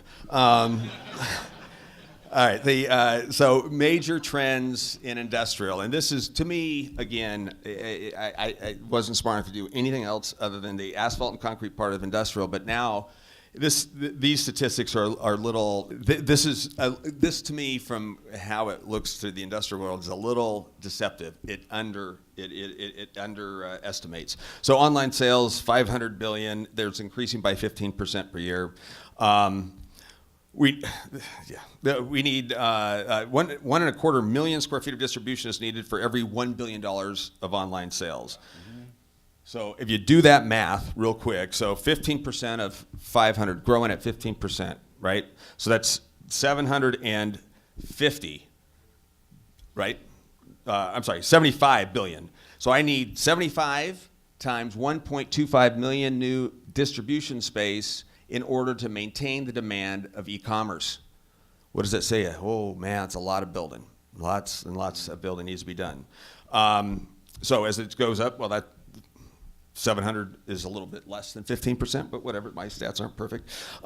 So we need nationally 250 million, and again, we're 7% of the national, I don't know if I've covered that yet, but we're 7% of the national industrial base. So always just assume if 250 million square feet, we need 7% of that. So that's somewhere in the neighborhood of what, about 20 million square feet. Actually, Inland Empire last year, I think, delivered about 25 million square feet. So that's where it's a lot of the industrial demand is going. Now this is where it's absolutely not, it's a deceptive figure. 38% of industrial leases signed in Los Angeles were e-commerce oriented. There is not one business that occupies an industrial building that I know of that is not involved in e-commerce or the supply chain for e-commerce or logistics for e-commerce. Everybody is e-commerce. So it's really important to see how and why that works. It also helps understand how we see the design and new construction of buildings. You know, we went really very quickly in a 10-year period from 30-foot clear buildings to 32-foot clear buildings to now 36-foot clear buildings. They're talking about 40-foot clear buildings. My understanding is Amazon saying, hey, we want 70-foot clear buildings and we'll build a 4-story racking system inside of our buildings. There's another architecture firm that's international where Malcolm, and they're pitching, you know, multi-story warehouses they're talking about in different parts of the country. They did, Prologis did one up in Seattle. And so there's a whole different building design that's going on, generally driven by e-commerce. How do we get something to the consumer in 2 hours? How do we place it close enough? How is that going to work? I have my certain theories on that I'll share myself, because otherwise people will think I'm really nuts. But anyhow, everything is e-commerce or has an element of e-commerce going on in it. Next thing. Interesting concepts of what's driving our local industrial activity. So the cannabis market, and this plays twofold. So cannabis, what we're seeing in cities as they one by one develop local licensing, all buildings, particularly those buildings that are 30,000 square feet and less, there's certain square footages on the cannabis side that make the most sense. It's also about as much money as the cannabis operators have been able to stuff into the bank system legally still. So I mean, there's a certain dynamic there, I think, with it. But we see that growing by 28%. So what does that mean? That means things that were typically used for industrial occupation, you know, the industrial uses are no longer available for industrial uses, and these characters are paying essentially twice what is current market rate. You know, obviously, I think that this is going to be a market that at some point gets controlled. I think, as an example, the feds will soon legalize it. We just did a lease with a group of a couple guys, scientists, professors out of SC and UCLA. They built this machine that does some sort of extraction element and a combination element. And because of the Farm Act of 2018, hemp, which is now, it's legal to operate with hemp. And so these guys are doing something they're paying $100,000 a month in rent, doing something over in Vernon now, and that's just and Vernon does not allow cannabis, so it's important to, you know, the way it works. They have a moratorium against any cannabis, but this is a major impact to our market. It's driving prices. One of the nice things is at some point licenses are issued, game's over. No more, we got to go rent the building at a regular market rent, which is half of what you might have expected, Mr. Landlord. And that's really, yeah, and this really absorbs some of the real tough buildings in our market, something that I don't even know, it's better torn down. It's better just not to look at, that are now being occupied by these type of industries. And now some of the fun and exciting stuff. Okay, so some of the other trends is certainly, again, industrial is the Swiss Army knife of all real estate. So sometimes we're for e-commerce warehouses, sometimes for cannabis, but what we're really doing is we're getting rezoned, adaptive rezones. We're being used by alternative uses that have a much higher value. One of the stops, and I think Nico mentioned and can articulate much better than I, is some of the ideas that have gone on, particularly on the east side. And this is where I think this is very important to Cal State LA. I think it's very important to the LA's economy. Is the adaptive reuse. So yesterday's news was the Arts District, right? So you took what were millions of square feet, were typically light manufacturing type uses, and then you converted it, and now you have the cool kids coming into the row with creative office, really interesting stuff going on over there, fun to go to lunch there, it was great to be there, walk there, very interesting thing that they did, and it was a zoning tweak that really blew up the Arts District. So what does that do? Ripple effect. All those industrial users, they now go into Vernon, Commerce, and the surrounding areas throughout East Los Angeles. Well, but now some of those cool kids are following some of that same migration as the Arts District gets to 355. I think that's what Spotify signed a lease at, and is now we're moving out further east. So the Arts District is good, it's cool, it's great, and different folks are moving there. I didn't know really why. And I don't think it was a basic, what's my rent compared to Silicon Valley, even though it's a half or a third. I think it's where can my employees live and how can they grow up? How can they, family formation, household formation, and all those other key economic drivers that sell furniture and household goods and all that kind of stuff. And so what 2 years ago, we sold a deal to a group called Buck TV, and so what are they? We sold the Lacey Studios. It was a $20 million deal, 90,000 square feet, at a metro station in Lincoln Heights on Avenue 26. I don't know, maybe some of you guys. And this guy who had always been ahead of the trends, they do all the stuff you see from Apple, Facebook, Microsoft on the internet advertising, internet computer graphics, these campaigns, black box, nobody can hear about this stuff. They get to look at the phone and they connect, that can't leave the room, that kind of thing, and they produce and they do very well. But he said, listen, I've got 140 folks and they're all in their 20s. I'm paying them six figures and they can't find a place to live if I'm over there in Silicon Beach. So he was in downtown LA and he said, I want to own a place. And it's really interesting because the housing stock going from what is Chinatown all the way up, and it follows the Gold Line, and it's Lincoln Heights, Highland Park, Pasadena, San Marino, Arcata. You have every kind of housing stock you need for guys that are starting out, guys that are moving up, your chief executives. You have everything here, which is someplace. It's not and I can't say it's affordable, but it's more affordable, and it's really a key driver. So I think that we'll see this accelerate, this process of taking away my industrial buildings and giving them over to the Warner Musics, the Spotifys, the Honeys of the world will accelerate, and it's because of the housing stock that's sitting up in this community. And we also have the other driver, which is between Grifols and USC, and you guys are right there in it, the whole biotech corridor, which I thought, I own a building just off of Valley Boulevard, and I thought, biotech corridor, bull. But with the energy and activity that's both here and at the other end of that biotech corridor at SC, but I'm a believer now.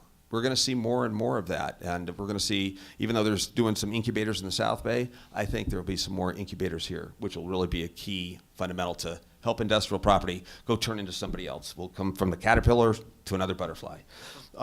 So this is an area that this might be over. This is what we call, it was historically called Mission Junction. We call it Chinatown North. Steve Riebele at San Antonio Wines, he wants to call it the Old River District.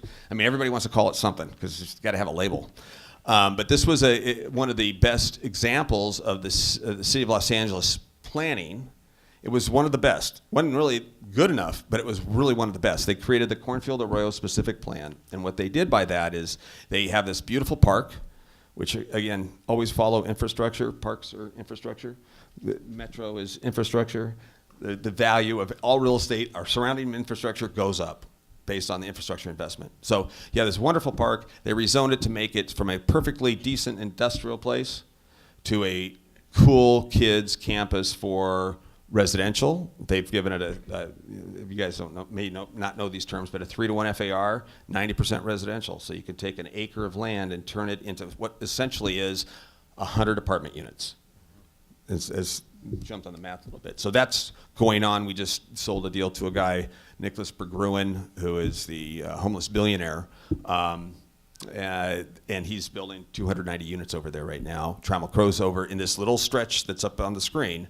Trammell Crow is breaking ground on 316 units. Atlas Capital is just received their entitlements on a 700 unit. All in this picture. Everything is in this little picture. So you look at that, you drive over there now, you'll see, holy shit, this is crap.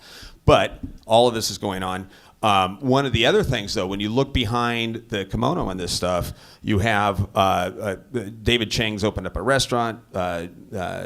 Major Domo, he's a James Beard award-winning chef. You've got the Cool Kids bar over there. You've got Work Arts over there, which is a creative campus, kind of the, hey, I'm a real artist and I can sell my stuff and I make money. I go to Work Arts instead of WeWork, where I have my own private studios, and they got 80,000 square feet over there. So I think that, don't show it to them again, because this is really top secret stuff. But that is where I think the future of LA is. I think it's coming right through here. It's coming east. I've worked on the east side for the last 35 years, and I think our time has arrived, and I think it's really exciting to be part of it. And that's all I got.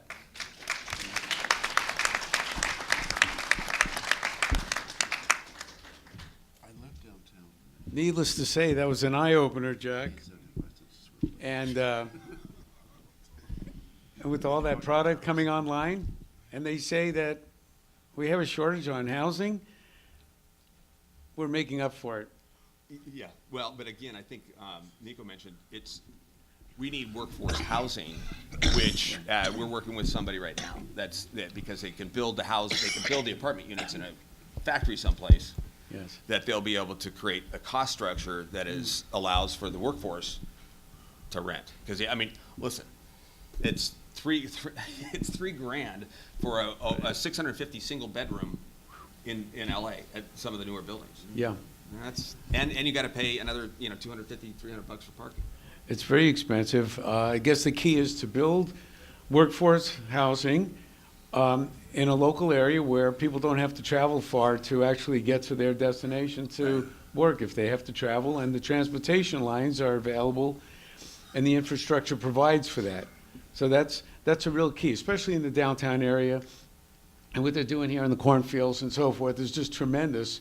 And I hope that this housing explosion brings in a lot of people to the downtown area who don't have to necessarily sit on the 110 or the 5 or whatever it is to actually get to destination. Any questions? Okay, we have a couple of questions here. I made out of focus, but we hear about this, the great big one coming. And I wonder, being in real estate, whether you have any contingency plans or... Well, I'll tell you what. To me, land that you can park trucks on is important. Most of the buildings that I own are free and clear. So if there's a big one, they'll be knocked down. I'll have a lot of vacant lots to let UPS and FedEx park on my lots. But realistically, I think I've lived here my whole life, and I'm old. So we've seen a series of earthquakes. You live in any other part of the country, go live in the hurricane, go live in Florida. I have friends there. We had wildfire. There's always a risk, and I think that in all great risk, when they come to fruition, like we did have the big one, it would be a terrible thing, but then again, there would be all kinds of opportunity that would spring from it. We're still look at today, we're a great place to live. Typically, there's no snow to shovel. There's schools are opened, because the weather's good enough. So it's hard for me to imagine that it would reverse our course other than temporarily. By the way, what is the name of the David Chang's restaurant? Major Domo, and they'll say it'll take 30 days to get a reservation, but always just go in there, and the counter is always available. They always make sure that you can get to the counter, and it's great food. He's opening second one, isn't he? Yeah, I think it's in Hollywood or something. Jack, I heard that the farmers market in downtown LA, the Olympic and Alameda corridor, all those warehouses, along with the cargo department from LAX, are going to be relocated to the Ontario side of town. Have you heard anything about that? Yeah, you're talking about the produce market. Yes. Yeah, there's a lease that runs out, I think it's 2025 or 26. There's a collective of property owners that many of them occupy that. I don't know, and I haven't heard, and I know I actually represent one of them, and nobody has said where they're going. I think there's always been hope. There's been ongoing conversation probably for the last 15 years that I'm aware of about a relocation of the produce market, but I do not know that they have a destination in mind yet. But Ontario would not be a bad place.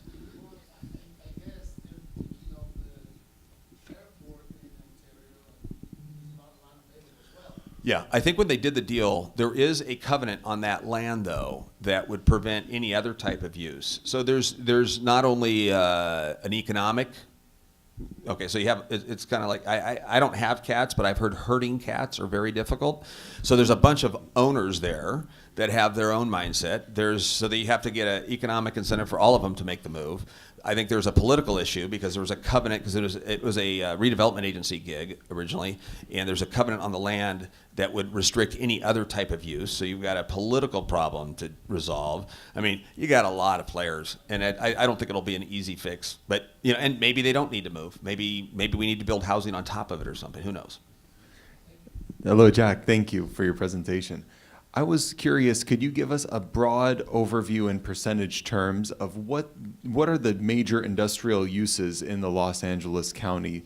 For instance, delivery, maybe there's some widgets being made, if you can give us a broad overview. Sure. Well, I'll about the types of users that we're seeing now. So we get a whole slew of eclectic mixes and smaller uses.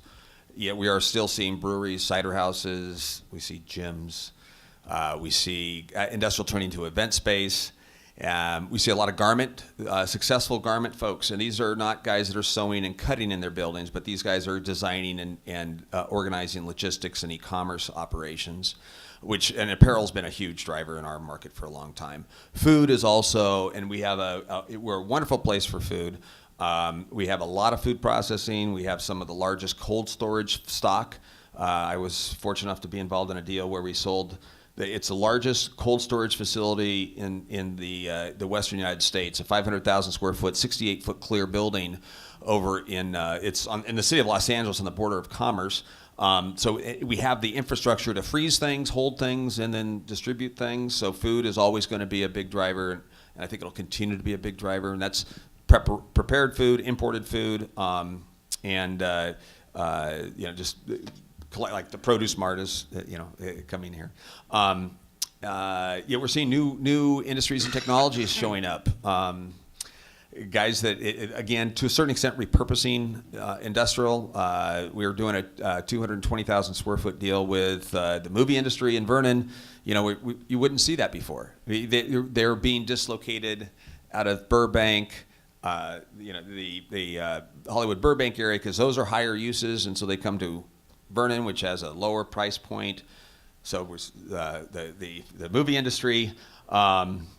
The one thing that we don't see too much of at the moment is we're not seeing a lot of government coming in and occupying warehouses, which is, at certain times, I think demographically that does happen. We haven't seen it. So I would say, food, apparel, movie entertainment, but as a support service.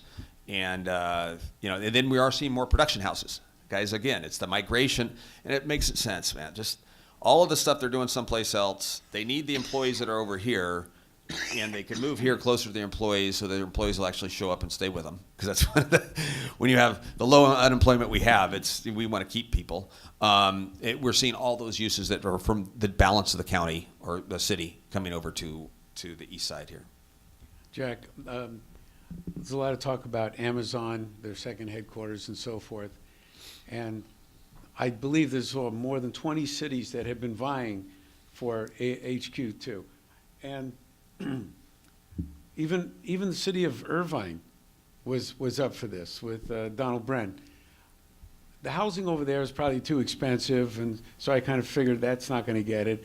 And then they went to New York, and then they have political problems over there, and so forth. And I was thinking the best place in my mind would be a place where you have low property values, you could build whatever you want, you get the tax credits, and you got the workforce right there, willing to work for the $20 an hour. That's Detroit. How come they haven't gone there? Yeah, well, I don't know. And I'm kind of upset with them because they didn't ask me to be part of their site selection process. But I think they were looking for an existing labor force, and I don't think Detroit has that. And I think they were looking for, a university and school network, which I don't think Detroit really had that well. So, Amazon's everywhere already, so it's not like, they were just, and I don't think anybody should have given them tax credits, but that's a different story. Well, the e-commerce, like you mentioned, is exploding, and having places close by where you could actually have a delivery truck go to your home or your office within a short period of time is obviously key. So, I tried to get into my front door the other day, and people in my family ordered stuff, and there was boxes this high, and I had to break through to get to my front door. So they're delivering everywhere. They're renting enterprise trucks, and they're making their rounds all over town. Right. Well, they've converted that last mile door delivery. A lot of it is to independent contractors that they've set up. So that's there, and those guys are running the enterprise. And exactly. So this is how it works. So you've got all of that, and then we just entered into a deal. It's not non-contingent yet, but it's really exciting because it's the folks that are doing the electrical vans for the last mile delivery. Because one of the problems is you put a lot more cars in the streets. We're taking them off, hopefully, with auto driving and autonomous cars, but we have all these vans showing up 3 times a day, I hear you, with different packages, different van, and you're thinking, boy, this is ridiculous. So they're looking to go into electric vehicles. And having those vans, electric vehicles, and it's a local company here in you guys might have read about it a few weeks ago, local company here that got the largest electronic utility car order ever delivered, and it was through FedEx and Ryder, and really exciting stuff. Now these guys, I guess they're going to look to assemble these here, which I don't know that I do that in California, but hey, all the power to them. But that's, all these fun things that are driving that are different that never showed up before, they're showing up now. And you don't know how it's going to show up or why, but boy, once it does, that makes so much sense, right? Well, it's very interesting. And when I was having lunch with Jack, he came and he said he spent an hour and a half coming up to my office, and I said, gee, I'm so sorry that you had to spend that time on the freeway, but he had a self-driving car, and he says he didn't mind it at all. So that was very good. My next speaker here is Michael Dealio. He's a vice president for Jones Lang LaSalle, but he's also the general manager for EB Arrow, and that's one of our topics today. He's working with the Burbank Town Center located in Burbank. He's working with he was general manager with Eagle Rock Plaza, Culver City Mall, Buena Park Mall, Paseo Colorado Mall in Pasadena, and has extensive experience. He also has a bachelor's of science in business administration from Pepperdine, and so forth. His experiences with Westfield, Cypress Equities, JLL, DDR, and other partnerships. He's recently assisted EB Arrow in the acquisition of the Paseo Colorado Mall and rollout of the conversion of an old Macy's box into a mixed-use hotel conversion. He's now managing the Burbank Town Center and converting the old IKEA box into a mixed-use project consisting of residential, hotel, and retail. Please welcome Michael Dealio. Good morning, everybody. First, let me just add, there's a typo in your magazine or your pamphlet. They spelled my name Lance Taylor. Lance is actually the EBRO asset manager. He had an emergency thing he had to deal with in Dallas, so he couldn't be here today. He asked me to jump on board yesterday at 3 p.m., so I'm doing this.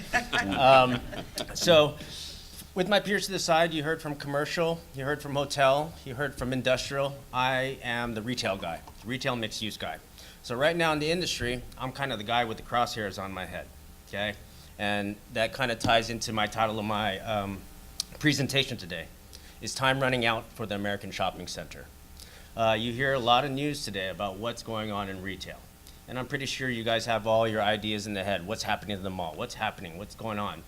Well, okay, so it is volatile. But let me tell you how volatile it is. There was an article out on February 6th of 2019. Bright as day. Malls aren't dead. Retail growth forecast. Omni-channel strategies are a priority. Fast forward 30 days, seriously, 30 days ahead, 4,309 store closings. Payless Shoe Source files liquidation. They're going to close all 2,100 of their stores. Gap's closing 230. Foot Locker's closing another 165. Sears is closing 80.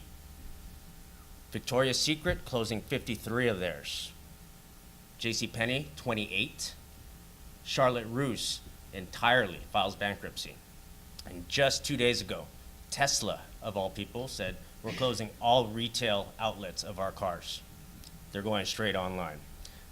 I haven't even added Janie and Jack, Crazy 8, Gymborees, the kid sectors. So what's going on here? And how do you make heads or tails of it? Well, like I always say, I always ask what mom and dad would do. And I start with the basics. And I see where we started, and I like to look at how far the retail innovators of our time have gone and what they've done, because they were in the same position at that time of day. What are we going to do? It's all the same cycle. It's just now it's a little bit more technologically based. So let's go through a little history lesson. The evolution of retail formats. Back in 1852 in Paris, a store called Bon Marché came about. It was the first department store in its kind. Bon Marché revolutionized how they sold product from your little store that had a couple items, and there was a high price because they had to generate those couple items into generating a lot of these items, and was able to make their margin based on volume. That is the base format of your department store. Macy's, Sears, all of these guys. The success of Bon Marché led to all the department stores that you see today, some are gone, in America and Europe. And in America, we also had the first chain store, and it was called A&P, Atlantic and Pacific. And this chain store was a grocery store, and it was founded in 1859 by Mr. George Gilman. After that, Montgomery Ward's came about. Montgomery Ward's, if some of you guys remembered, it was a new form of retail. It really had everything. It had auto, it had everything all in one big box. And they were the first ones to do a mail order catalog. That was a cool thing back then. You could be in your home, look at your stuff, mail something out, and you get it at your home. It's kind of like the internet today. After that, Sears jumped on board in 1893. Now, Sears took it to a different level. With their mail order catalog, they had this thing called the Sears Catalog Homes. You can order your home. They'd send it to you. They'd drop this Lincoln Log big thing in front of your house, and then you'd go to town and you'd build it.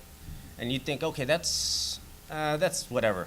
Well, if you go to Pasadena today, those Craftsman homes, those are your Lincoln Log homes. Sears really, really took it up a notch. Then there was JCPenney. Mr. Penny saw what Sears did, they saw what Bon Marche did, saw all these guys, and he wanted to start a department store. But his department store was innovative in one thing. He believed in customer service. And I think all of us in this room today believe that customer service is still number one, okay? You can't go to a store and not be served on and feel like, okay, I want to buy from here. Well, Mr. Penny's first store was called the Golden Rule. He wanted to treat others as how he wanted to be treated. That's J.C. Penney's motto, and it still is today. Okay, we're going into the 20th century, so we're going to go light speed right now. This is where all the good stuff happened. 1916, Piggly Wiggly started. Piggly Wiggly was your first grocery store market where you could self-serve yourself. You didn't have to go and say, hey, Mr. Butcher, I want this piece of meat, or Mr. Grocer, I want a couple oranges. You went, you saw the stuff there, you were able to get your stuff, check yourself out, and leave on your own time and your own volition. That's customer service in of itself because we're adding to the convenience of your time. This, in the 30s, saw the emergence of the supermarkets. That's how we got supermarkets, Mr. Piggly Wiggly. And shortly thereafter, we saw our first roof go over a building, and we called it an enclosed mall. This was Southdale Center in Edina, Minnesota. LA is kind of weird in that we don't really need the roofs, but everywhere else, it was important. You wanted to have convenience, customer service again. You wanted to have a roof, you wanted to have air conditioning or heat, and you wanted to be able to shop without having to deal with the elements. And in 1962, this was a big thing. Sam Walton created Walmart. Walmart was kind of your Bon Marche, but it took food and non-food all in one place. Prior to that, it was either or. You either went to a supermarket, you got your food, you had to go leave, and then you had to go to a JCPenney's or Sears and got your non-food goods. Walmart put that all together. When he did that, he was able to lower his margins by selling mass volume.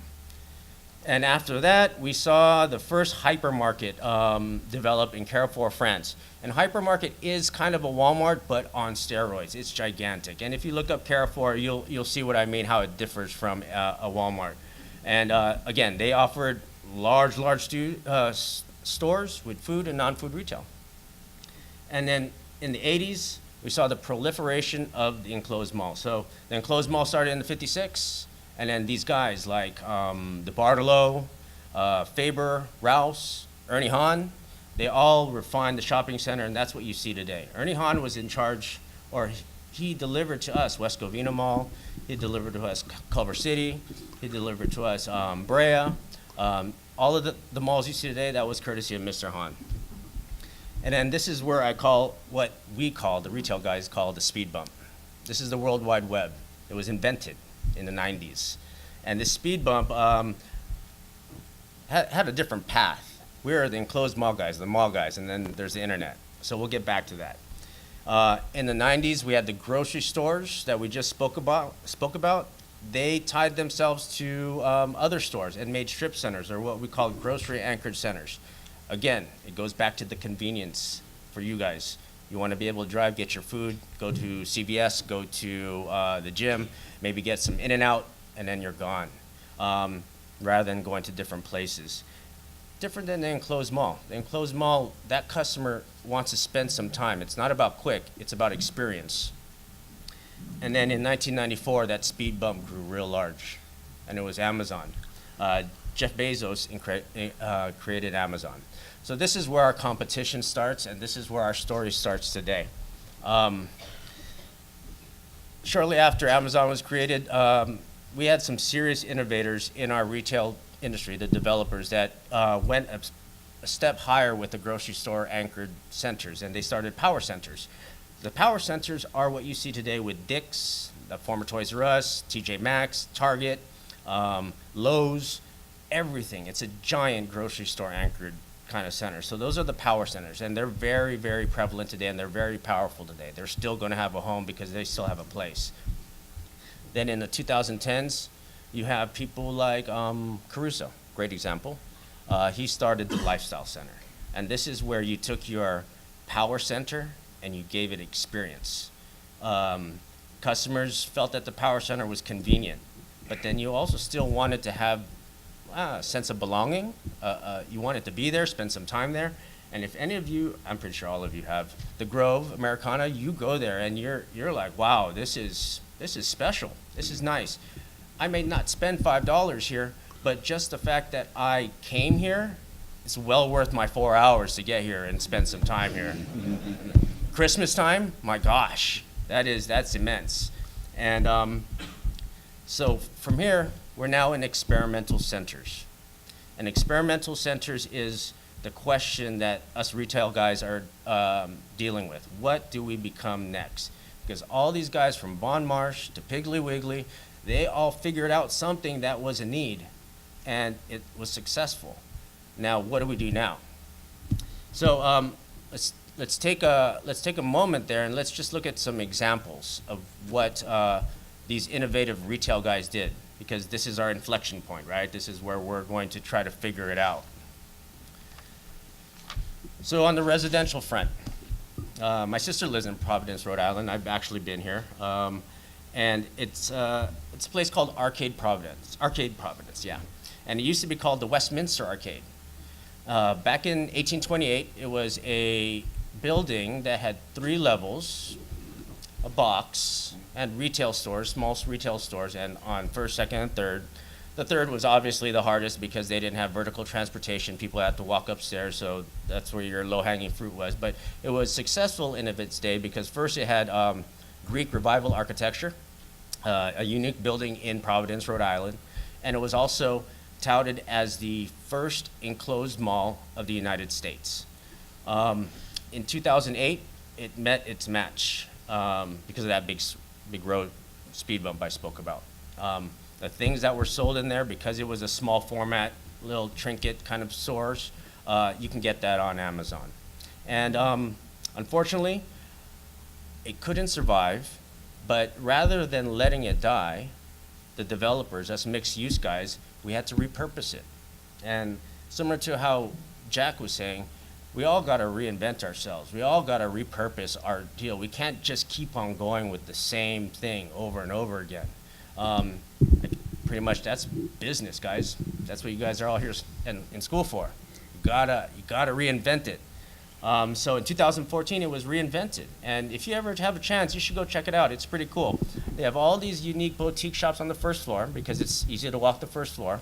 But the second and third floor, just like my city, Burbank, and probably all the cities here, we have a housing crisis. They converted the second and third floors to micro units, 200 units, about 300, 400 square feet apiece, okay?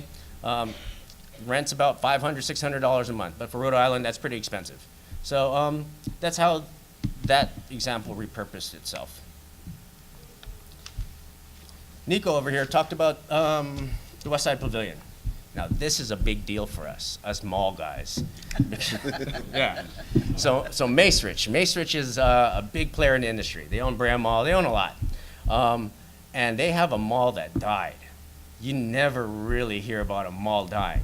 There's the Inglewood Mall that died. I think that's in our recent history. Sherman's Galleria died, but that's because of the earthquake. But rarely do you see a mall die. Well, this mall died. And instead of raising it or cutting it into pieces, Macerich all of a sudden became one of the office guys. They said, you know what, Google, you can take 600, 500,000 square feet of this and repurpose it to creative office.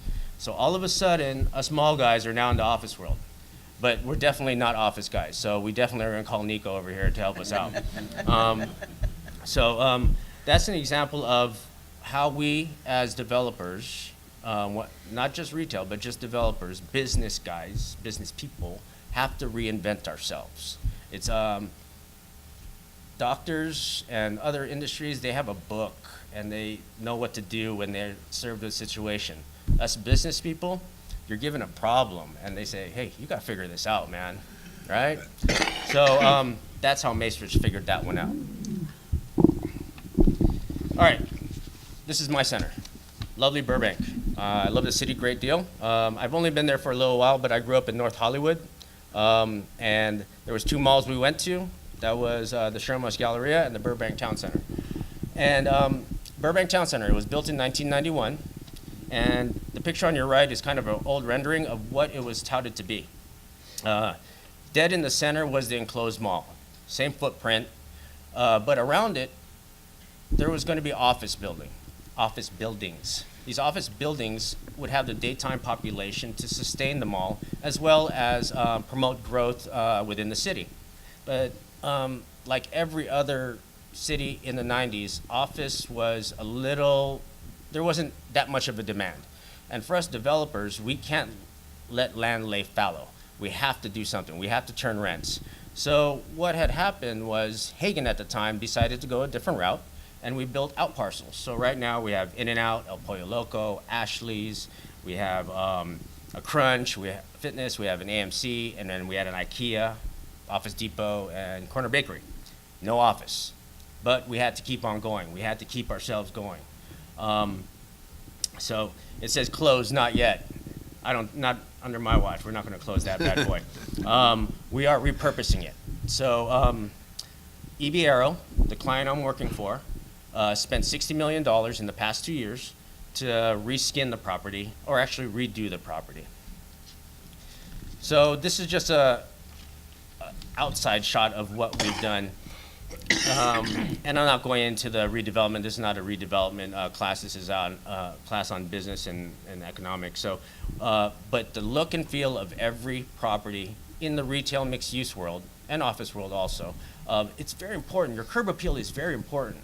When you drive into a property, the last thing you want to do is drive into a property that looks ugly. So just like your old shoes, your old purse, you want to get rid of it and get something new. That's what our client believed in Burbank Town Center. They spent $60 million to reface the exterior, they refaced the interior, and now the heavy lifting is done.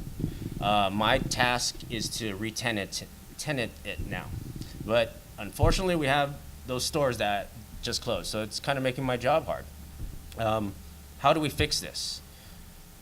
We are now consolidating small shop square footage into bigger footprints. That's the leasing aspect of it. There's not enough small shop retailers out there to fill the small shops, so we have to take the players that want large square footages and we have to combine them all. So Burbank Town Center used to be an enclosed mall, and in my mind, it's now an experimental center or a hybrid center. We now have our power center with a roof. We consolidated 25,000 square feet and put a 2-level H&M. We consolidated 17,000 square feet and we built a cost-plus world market. We're consolidating 20,000 square feet on the 3rd floor and we're building a Salon Republic. That's one of those places where you can do hair, nails, everything under the sun in one place. We still have our small shop, you know, those bread and butters, Bath and Body Works, Victoria's Secret, Forever 21, Shoe Palace, all of those. We have our food court. The food court's still there. Everybody likes to go to the food court. Our food court generates $1,200 per square foot in sales. It's a great food court. We have our restaurants, we have our out parcels, but we are steering clear of the old mall format, and we have to do this. Now, that's one of the pieces of the pie. What we need to do next is move into what we believe is tapping into the needs of the community. So, Arrow, along with our joint venture partner, Crown Realty, we own this big box. It was an IKEA. It was 221,000 square feet. IKEA was going to leave Burbank, but they're a big tenant of Burbank. We didn't want them to leave. Crown Realty had put together some parcels down south on First, and said, IKEA, why don't you take all these parcels, build your IKEA here, Burbank wins, and then sell us back your box. They said, let's do that. So that happened. Now we have this big box. Our goal is to redevelop it into residential, hotel, and some retail. The reason why we want to do residential, I think you've heard the common theme amongst this panel is housing is a must. In Burbank, we have 4 jobs for every 1 place for a person to live.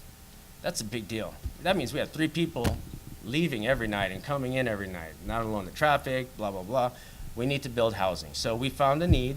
We feel that if we build this need, it will not only sustain the property through daytime population, it'll also give the city what they need in regards to places for their employees to stay, the ability to hold industries Our industry is the movie industry. We're the media capital of the world.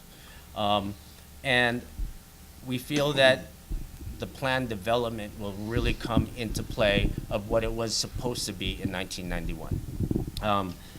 The planned development will have all the amenities, you know, walkable parks, things of that nature. So it's going to be one of your top of the line deals. But that's the second piece. The last piece of the pie is what you saw on my last slide, which is converting to something we call a digital center. So let's look at the future of retail. Future of retail is it's a path that only the brave enough are going to pursue. Okay, and the brave enough who pursue it, I think, will be successful. These digital centers, they're consumer engagement spaces. These are places that replace the old mall model, and you know, where products are just pushed out to you, and you look at it and you take it, and it converts it to a place where it's designed around the needs and interests of the consumer. There are models like this now, but only on the store format. And you have examples like Apple's retail flagship store. If you guys ever have a chance to go in there, if you don't have an Apple phone, you go in there, you're going to buy an Apple phone. Okay, they get you. There's Amazon Go, their grocery store format, and then you have Nordstrom Local. There's also a store in New York. It's called New York Story. And this story takes your digital information and converts it to what their business plan is. So every 6 to 8 weeks, the story changes. So in closed malls now, you go to that mall, you know what's in that mall. I think the future of the mall is, man, that mall's not going to be the same as it is in Christmas, as it is in spring, as it is in fall. It's going to be a unique experience that engages your mind and allows for you to want to come back to see what's more. Today, we need to leverage the customer's mobile device through geofencing, you know, regular stuff, but take that information and convert it to make our mall better. People still want to transact in a physical place. You guys can, or even me, I find myself in my home buying stuff on Amazon, which I shouldn't, you know, I should get fired for that. But I feel like, man, I need to get out of my house. So I need to get out of my house. And that's just common human nature. You need to get out of your house. But you want to go where it's somewhere cool, right? Evolution's enhancing the customer experience through technology. That's the innovation today.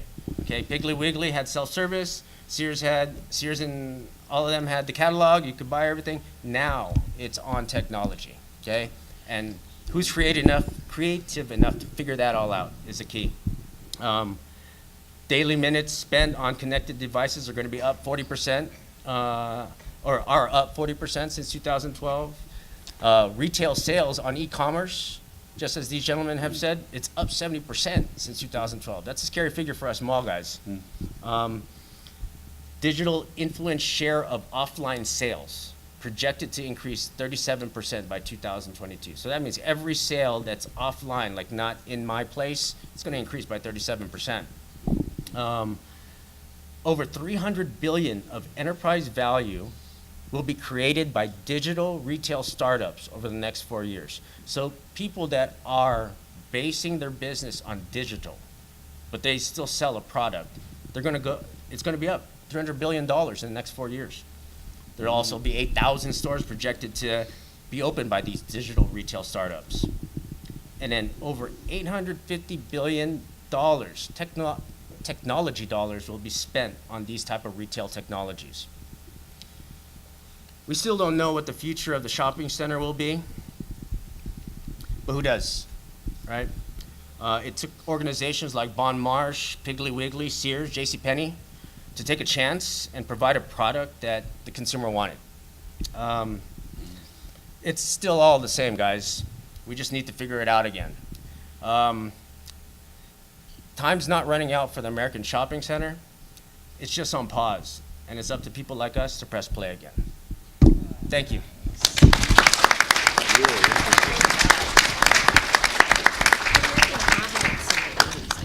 You know that place? Oh my gosh. Thank you very much, Michael. That was very enlightening. Thank you very much. You're welcome. My question is, you go into a store that has your cell phone, and then it grabs all your personal information and figures out what you're going to buy or what you need to do, and then it reformats, right? It does. That's It the surely future. does nowadays, guys. That's the future. That's present. That's very interesting. Let's see here. Do you see a trend? You know, I'll be honest with you. When you said you really got to get out of the house, back in the 70s, they had something called pay TV, where you could just subscribe and you get some pay TV on the line to your, like a Charter or whatever. And I thought, well, gee, with pay TV, no one's going to want to go to the movie theater anymore. But people still want to go out and experience being out and going to see a show or go out to dinner. So, you know, no matter what you provide as far as home services, I think people still need to have that interaction. What do you think? I'm in complete agreement. We take surveys all the time, and that is the number one thing that people say. We still need to get out. And when you ask the second question of what do you want to do when you get out, shopping is last, or of the categories it's last. It's always eating, it's always having a drink with some friends, it's always watching a movie. Those three categories. So those entertainment aspects have to be part of your property if you're a retail guy. And I think the Also, demand is John- there too. John, Yes, Bruce. Just for tourism, Tourism, the number one thing people do when they're traveling, shop. shop. So we are doing more and more studies for hotels at shopping centers. Correct. Paseo, Colorado. Uh, That's my mom. Barbary Town Center. We're doing more and more studies for hotels connected to shopping centers. Because there is a logical interaction. Absolutely. When you go to a hotel, you don't want to just go there and sleep. When you go to a mall, you don't want to just go there and shop. When you go to a restaurant, you don't want to just sit there and eat. You want to be entertained. You want maybe multi things happening all at once where you could experience different things. And on your way to the store, on your way to the movie theater, on your way to the restaurant, you want to be able to see something, do something, experience something, or buy something, or whatever the may. Any questions here? Yes? What are some of the barriers? Thank you. What are some of the barriers politically and socially to achieving these sort of community shopping centers, these localized microeconomy type situations that you're looking at in retail? So first, you have to be zoned to be able to do what you're going to do. Okay, there's no going around that. But cities are very much a player in our overall goal. Because if you increase sales tax, if you increase TOT, increase all of these taxes, the city benefits. But if I were to answer what is the number one obstacle that we have in converting what we need to convert to what we need, it would be the capital needed to get it done. Cost of construction, cost to do permitting, cost to do everything to build these things is really an obstacle, and it doesn't pencil anymore if the costs get too high. So if it doesn't pencil, you can't ask a guy, hey, just do it because it's going to be cool. They have to make money. They have to make money, and they have investors too. And we have to understand this in a business sense. We got to take all love and feels out of it. It's got to be a business deal that is beneficial for all parties. So that's my number one obstacle. If I may, as a student, I'm a student here. I'm curious what kind of skill sets you think we need to focus on in order to be able to be successful in leveraging the types of partnerships in order to get through some of those zoning barriers that you mentioned first. Okay, outside of the zoning barriers, as a student, you need to be able to network. And you need to be able to sit down with an individual, carry a conversation, and learn from them, and they learn from you. Because believe it or not, if you do that every single day, over and over again, that relationship's gonna come to fray. And if you have that relationship, they remember you, it's worth its weight in gold than any finance knowledge you might have, anything you might have. That's my number one thing. But on an academia level, I personally think that your financial background, your understanding of the mechanics of a deal through your income statement, balance sheet, all of those good things, it's worth its weight in gold, because then you're able to talk intelligently about how this deal will benefit both parties. Those are the two things I personally like to find in people I work with. Thank you. I want to thank each and every speaker this morning. Our luncheon speaker will be Leslie. She's got some very important economic news to share with you. We have the luncheon, which is right behind this wall, behind where you're sitting, for those who are staying for the luncheon. And I want to give a good round of applause to our speakers this morning. She's the Senior Vice President and Chief Economist for the California Association of Realtors. She directs activities of the association and oversees analysis of housing market and brokerage industry trends, broker relations, membership development activities, and she's very involved in the association's strategic planning efforts for many years. She has a bachelor's in economics from the University of California, Berkeley, and a master's degree from the University of Pennsylvania. She served as an advisor and for the recognized as Women of Influence by Housing Wire, a prestigious honor to high-achieving women across the U.S. housing economy. And as everyone knows, California Association of Realtors is a statewide trade organization with more than 195,000 members dedicated to the advancement of professional real estate. Leslie is very, very knowledgeable, has been doing this for many, many years, and she's looked up to by many of her peers for her expertise and experience. I introduce Leslie to you.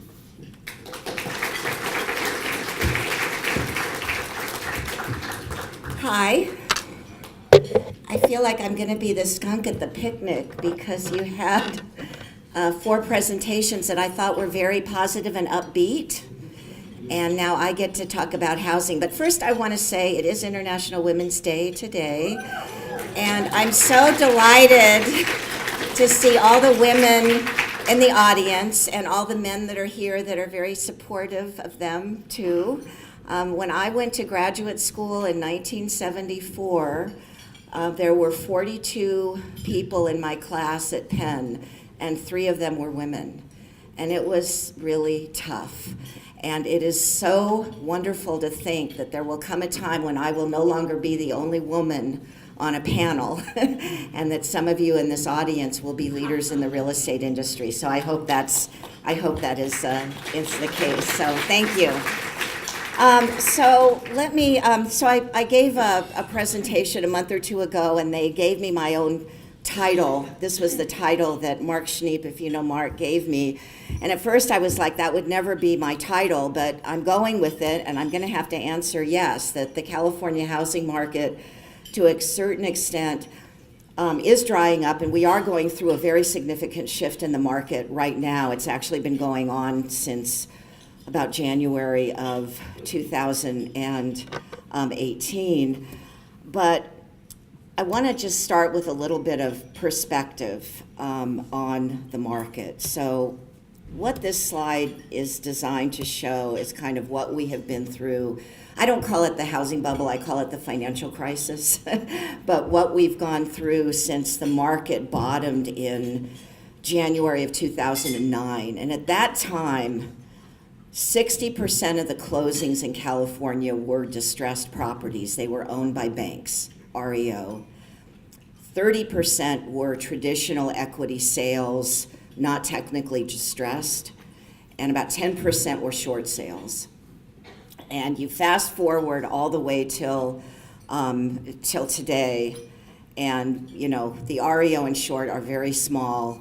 Equity sales are over 98% of the market. But what I think is really interesting about this slide is that if you draw a vertical line up from January of 2014, what you see is that really was the end of the recovery and the beginning of the new normal, right? Because it was at that point in time, that you really sold off all of the inventory that had built up with all the foreclosures and so on. So the market that we've had since then is not recovering. It is our market. And what's happened in the California, I mean, if I were to ask you, how has the residential market been for the last 5 or 6 years, my guess is most of you would say it's been pretty strong. But it really hasn't. It really hasn't. Let me give you like a 30-year perspective. In '86, we had 27 million people living here. In 2017, it was 39. This year, we'll reach 40 million Californians. The number of people in my industry with licenses who are members of our association during that same period also increased. But the number of home sales increased almost negligibly. And this is kind of the theme here. The velocity in the market has slowed considerably because of two factors. We don't build enough, and the people that are in homes, i.e., is there anyone here that's been in their home more than 20 years? Probably some of you. You're the problem because you're not moving.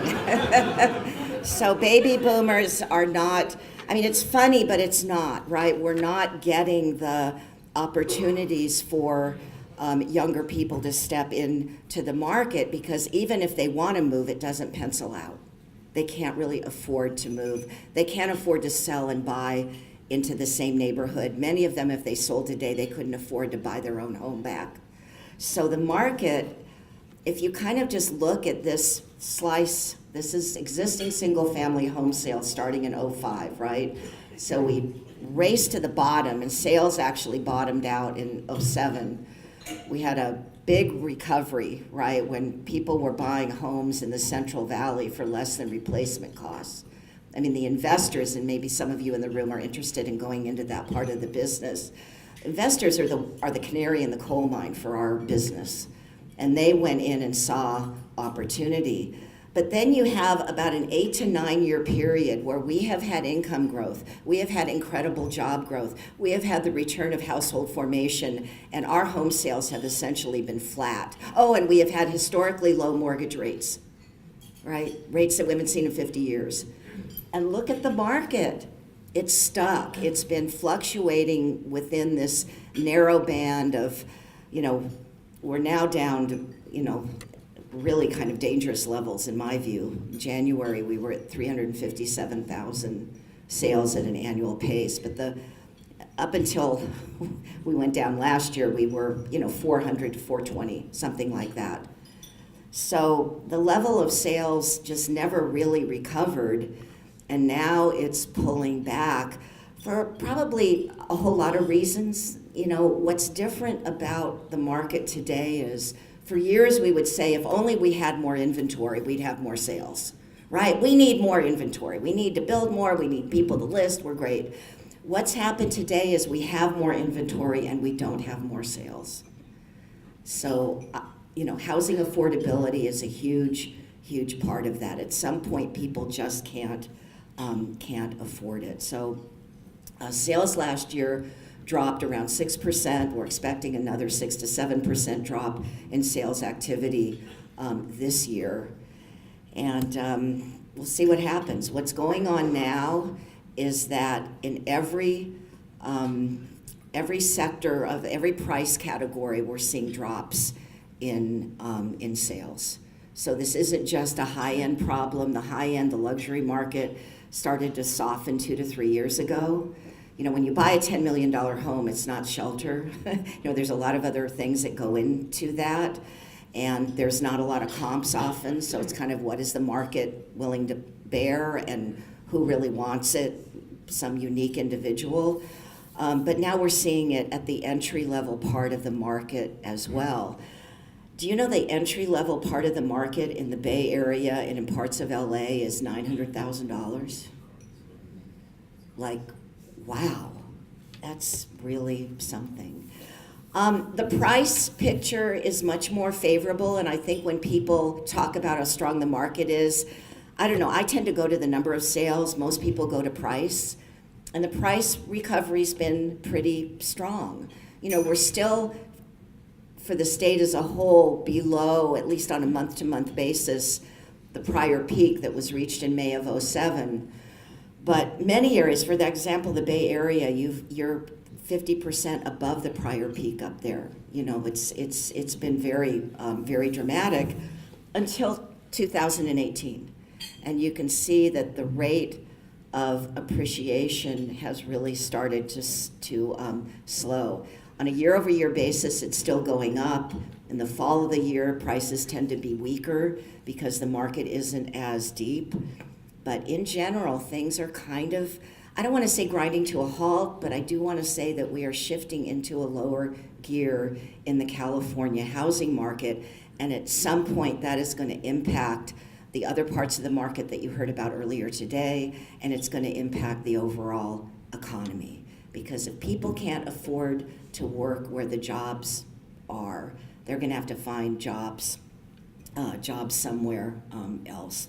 Another way of looking at prices is price per square foot. That's following very similar trends to what we're seeing in the median home price. We've also had a fairly sharp drop in the price to list ratio, which shows that there's a lot more discounting going on in the market, right? I'm not going to call it a buyer's market, but I am going to say that buyers have a lot more power in negotiating today than they did 2 years ago, right? That's the shift in the market.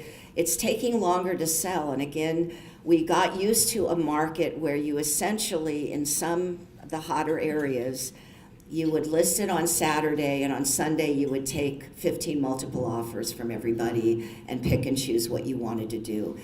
That's not the market anymore.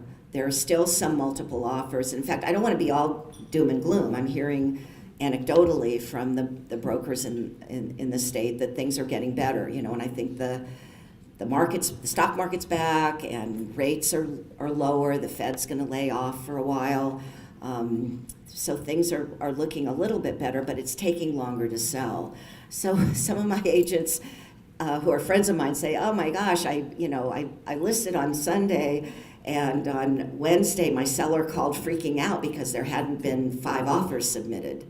And the reality is that's really not a normal market, particularly. 37 days is not horrible, but when you're used to 20 days, it feels very different. And what you find when you're a homeowner is your mental picture of the market is typically 6 months to a year old, right? And you're looking at what your neighbor's home sold for last year, and your home's like better, and you're selling for less. Like, what's going on? Well, the market is changing. Inventory. So for many, many years, a normal inventory was a 6 to 7 month supply on the market. And this is just an easy calculation. It's like, how many listings are there and how many sales are there and how long at the current rate of sale will your inventory last? And a year ago, it was 3.6 months.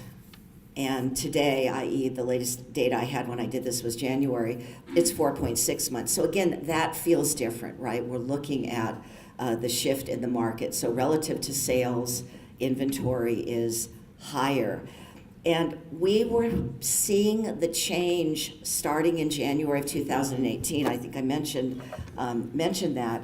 And here's kind of where you see it, that the difference between the year-over-year changes started to get smaller in January of 2018, and by March, we actually saw active listings above where they were a year ago. We got up to about 30% year-over-year gain, and in January, it was down to 27.4. So this is when, we're watching this data on a monthly basis. This is when we started to see, oh, maybe this isn't just an inventory issue. We're getting more inventory, and what's happening to the sales picture's not responding as we thought. Let me just get a little bit local, although with LA County, and I actually have data by zip code. So if you really need something, feel free to contact me. But for the county as a whole, you can see it following pretty much what we saw statewide, right? This is a very large part of the market, and here you can see the seasonality in terms of sales, but in general, kind of a slowdown, if you will. The median home price at the end of the year was $588,000. Up just very slightly. 1.8% for California is not very much on a year-over-year basis. And then here are the year-over-year changes, and you can see that they peaked in the beginning again of 2018. And then as we had more on the market, right, it slowed the market, right, less control of the transaction by sellers, and that annual rate of appreciation really taking a very significant shift. In LA County, inventories 3.5 months, which is lower than what we're seeing nationally, but again, you can see that uptick in inventory. And what else have I got? Oh, I want to talk to you about housing affordability. So, what I tell my realtor audiences is that if they sold someone a house in 2011 or 2012, that they should call them up and bring over a bottle of champagne and celebrate, because they purchased at a once-in-a-generation opportunity to buy residential real estate in California, right? That's when housing affordability was just absolutely rock bottom for our state. And, we had, just a really, it was like I think that was like 52% of the households in the state could afford to buy the median priced home, and today it's half that amount. So our index, and there are a lot of different ways to measure housing affordability, they all pretty much tell the same story. It sucks in California. And what we ask is, what percentage of the households earn enough to qualify to buy the median priced home? So that's the box that we're using to measure that. So affordability peaked in the first quarter of 2012, and by the third quarter of last year, this is what happened to the amount of income you needed to qualify. For the LA metro area, it increased from $53,000 annual income to $112,000, over 108% increase. In the Bay Area, it was 124%. In fact, you may have seen the headlines a few months ago that if you make $118,000 in San Francisco, you are considered low income. And you are, right? If you're trying to live in that city. So let's look at the supply side. So I talked about velocity. So what this is the percentage of the California housing market that turns over every year. And back in the late 70s, it was about 8 or 9% of the housing stock was sold. And today, it's about half that.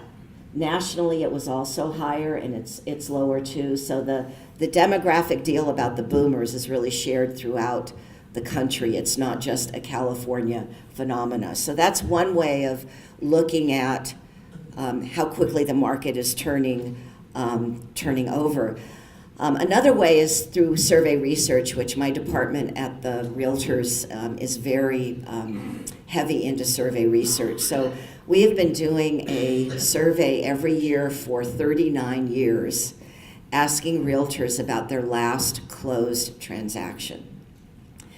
And one of the questions is, your seller sold, how long had they been in the home before they moved? And last year, the median was 11.5 years. That's the highest we've ever recorded in 39 years.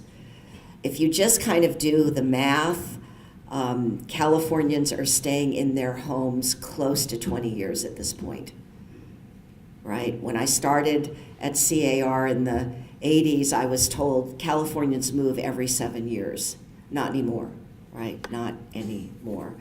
We're not building enough. You've probably heard all about this, but here it is in a graphical format. Single family, multifamily. Despite some of the comments that were made earlier today about construction of housing coming back, we actually had fewer housing permits in 2018 than we did in 2017. They actually dropped a little bit. So we're moving in the wrong direction when it comes to construction. And it's really playing itself out with this stark imbalance between jobs and housing. And this is a phenomena across every county, certainly in coastal California, that here's the number of, so here's LA County from 2010 to 2017. We added 517,000 jobs. We added 130,000 housing units. And it's just repeated over and over. I really hate giving this speech. I'm like Debbie Downer, like where's the open bar or something. But anyway, that's the problem here, you guys, that we're not building enough. And when you compare us to the other states where Californians are moving, they're just building more housing. In Arizona, if they get 1,000 people, they get 378 housing units. In California, you get 1,000 people, you get 270 housing units. So that's pretty tough. And as a result, our median home price is twice the national median. And I want you to note that way back in the early 70s, the US and California medians were almost the same, right? There was a little bit of a sunshine premium, but it really wasn't much. So even before we got into this period, we had this growing gap. And a lot of that had to do with zoning. A lot of it had to do with community resistance. There was a PhD dissertation that came out of UCLA a couple of years ago that you may be familiar with. The author looked at downzoning in LA County from 1960 to 2000. And way back in 1960, we were zoned for, maybe I even have the slide here, like 12 million people, and now we're down to 4 million people. So these were things that just didn't happen like naturally. They were proposed and approved by the people that live here. So I think one of the questions earlier today was, what is the one skill that you need to go forward and build and do these things? And in my cynical mind, I just thought guerrilla warfare. You know, you need to go into city councils and you need to fight all the NIMBYs, because this isn't rocket science. It's not. It's high density development along transportation corridors, period. People don't like that. You know, they don't want it. The other thing that happened is that after the meltdown, if you will, rates got really low for a long time. And there's a lot of capital out there, which is really hard for someone that went to graduate school in the 70s where capital was a scarce resource. And I guess it is kind of scarce, but there's a whole lot of capital searching for yield that until recently had only two places to go, equities or real estate, right? So you had both individual and institutional investors taking advantage of, you know, a lot of people lost their homes, they couldn't afford to buy again, so the demand for rental housing was high. And here are all these single family homes in foreclosure that you can buy cheap. Let's do it. And so between, and this is just in this particular slide, between 2005 and 2015, the number of owner-occupied single-family homes in California dropped from 6.9 million to 5.2. The number of renter-occupied single-family homes increased from 1.9 to 2.67. So that, again, impacts the market because it takes them out of kind of circulation, right? They're not going to be listings because they're being held by investors. The home ownership rate in our state is about 10% below the national home ownership rate. I had to go all the way back to 1960 and find that there was a gap at that point too, but at that point it was 3.5%. So over the years with affordability issues, it's gotten worse. We have the second lowest homeownership rate in the nation, second only to New York. And by 2025, our entire state will be majority renter. But there are many cities that are already majority renter, like Pasadena, El Monte, Bellflower, LA, Glendale. And what's weird, Salinas, what's weird, you probably can't see this, hopefully you can get the slides, but there's a lot of cities in there that we think of as our affordable cities. But what this list shows you is affordability is relative, right? And Riverside's not affordable anymore to people that were living and working in Riverside at kind of, middle class type jobs, right? The housing is more, has gotten a lot more expensive. So one data point that we're watching with really a lot of interest at CAR is the data from the American Community Survey that tracks where people go, right?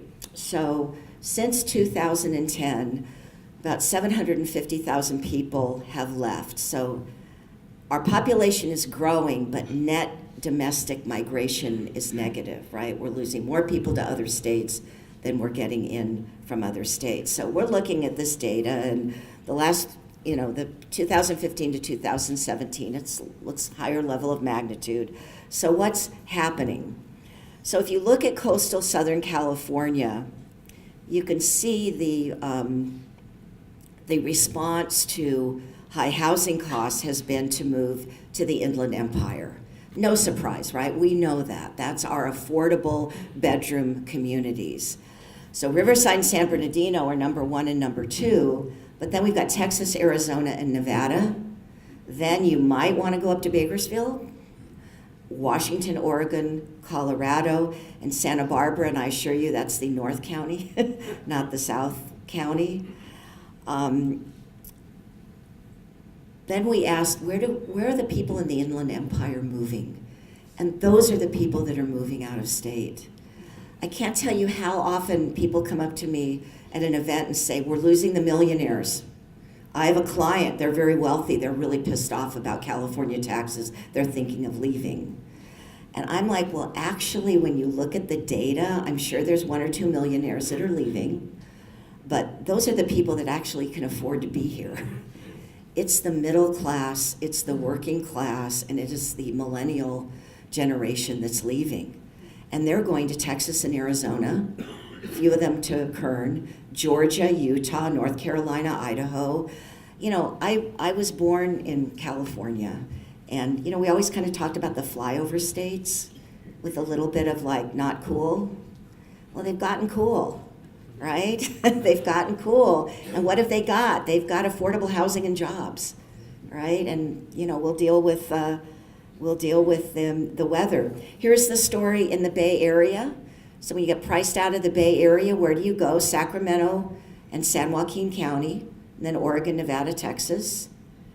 So then we ask the question, well, if you're in Sacramento, where do you go? And you go to Nevada, Idaho, and Oregon. And again, I don't want to overstate this case because these numbers aren't huge, but they're moving in a growing direction, right? This rebalancing based on housing costs is accelerating.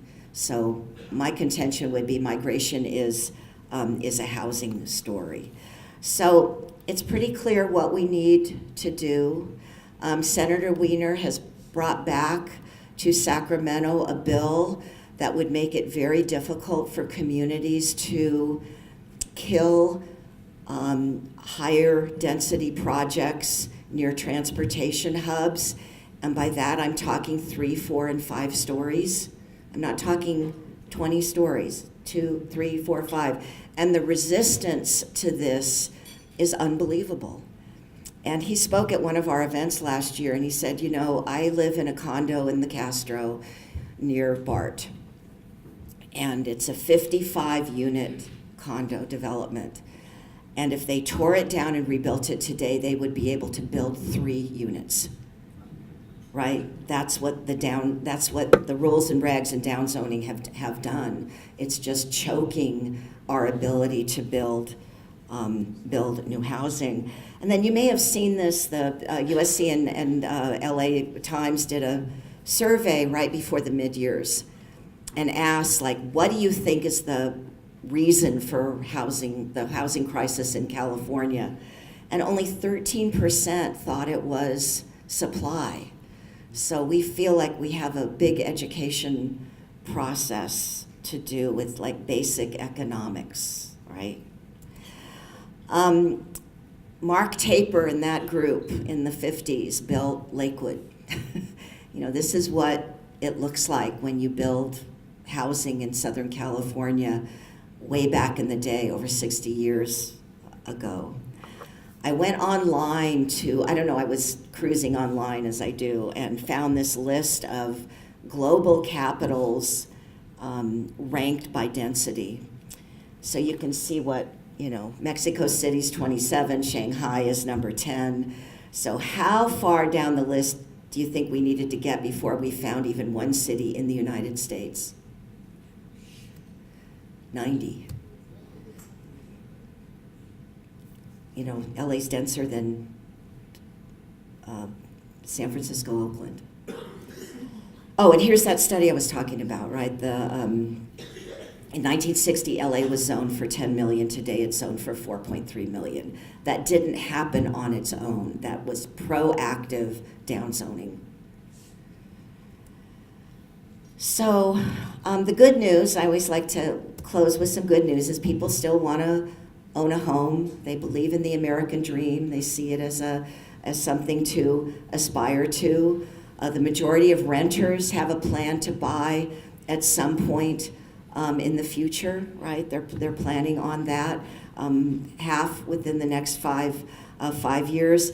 And then one thing I didn't include a slide on is many people don't understand that there are low down payment opportunities for financing with, you know, FHA and VA and things like that. There are also down payment assistance programs available, and we need to get the word out, because right now is probably a good time to get back in the market, right? Because there is more inventory, right? And rates are looking really attractive, but won't stay low for forever.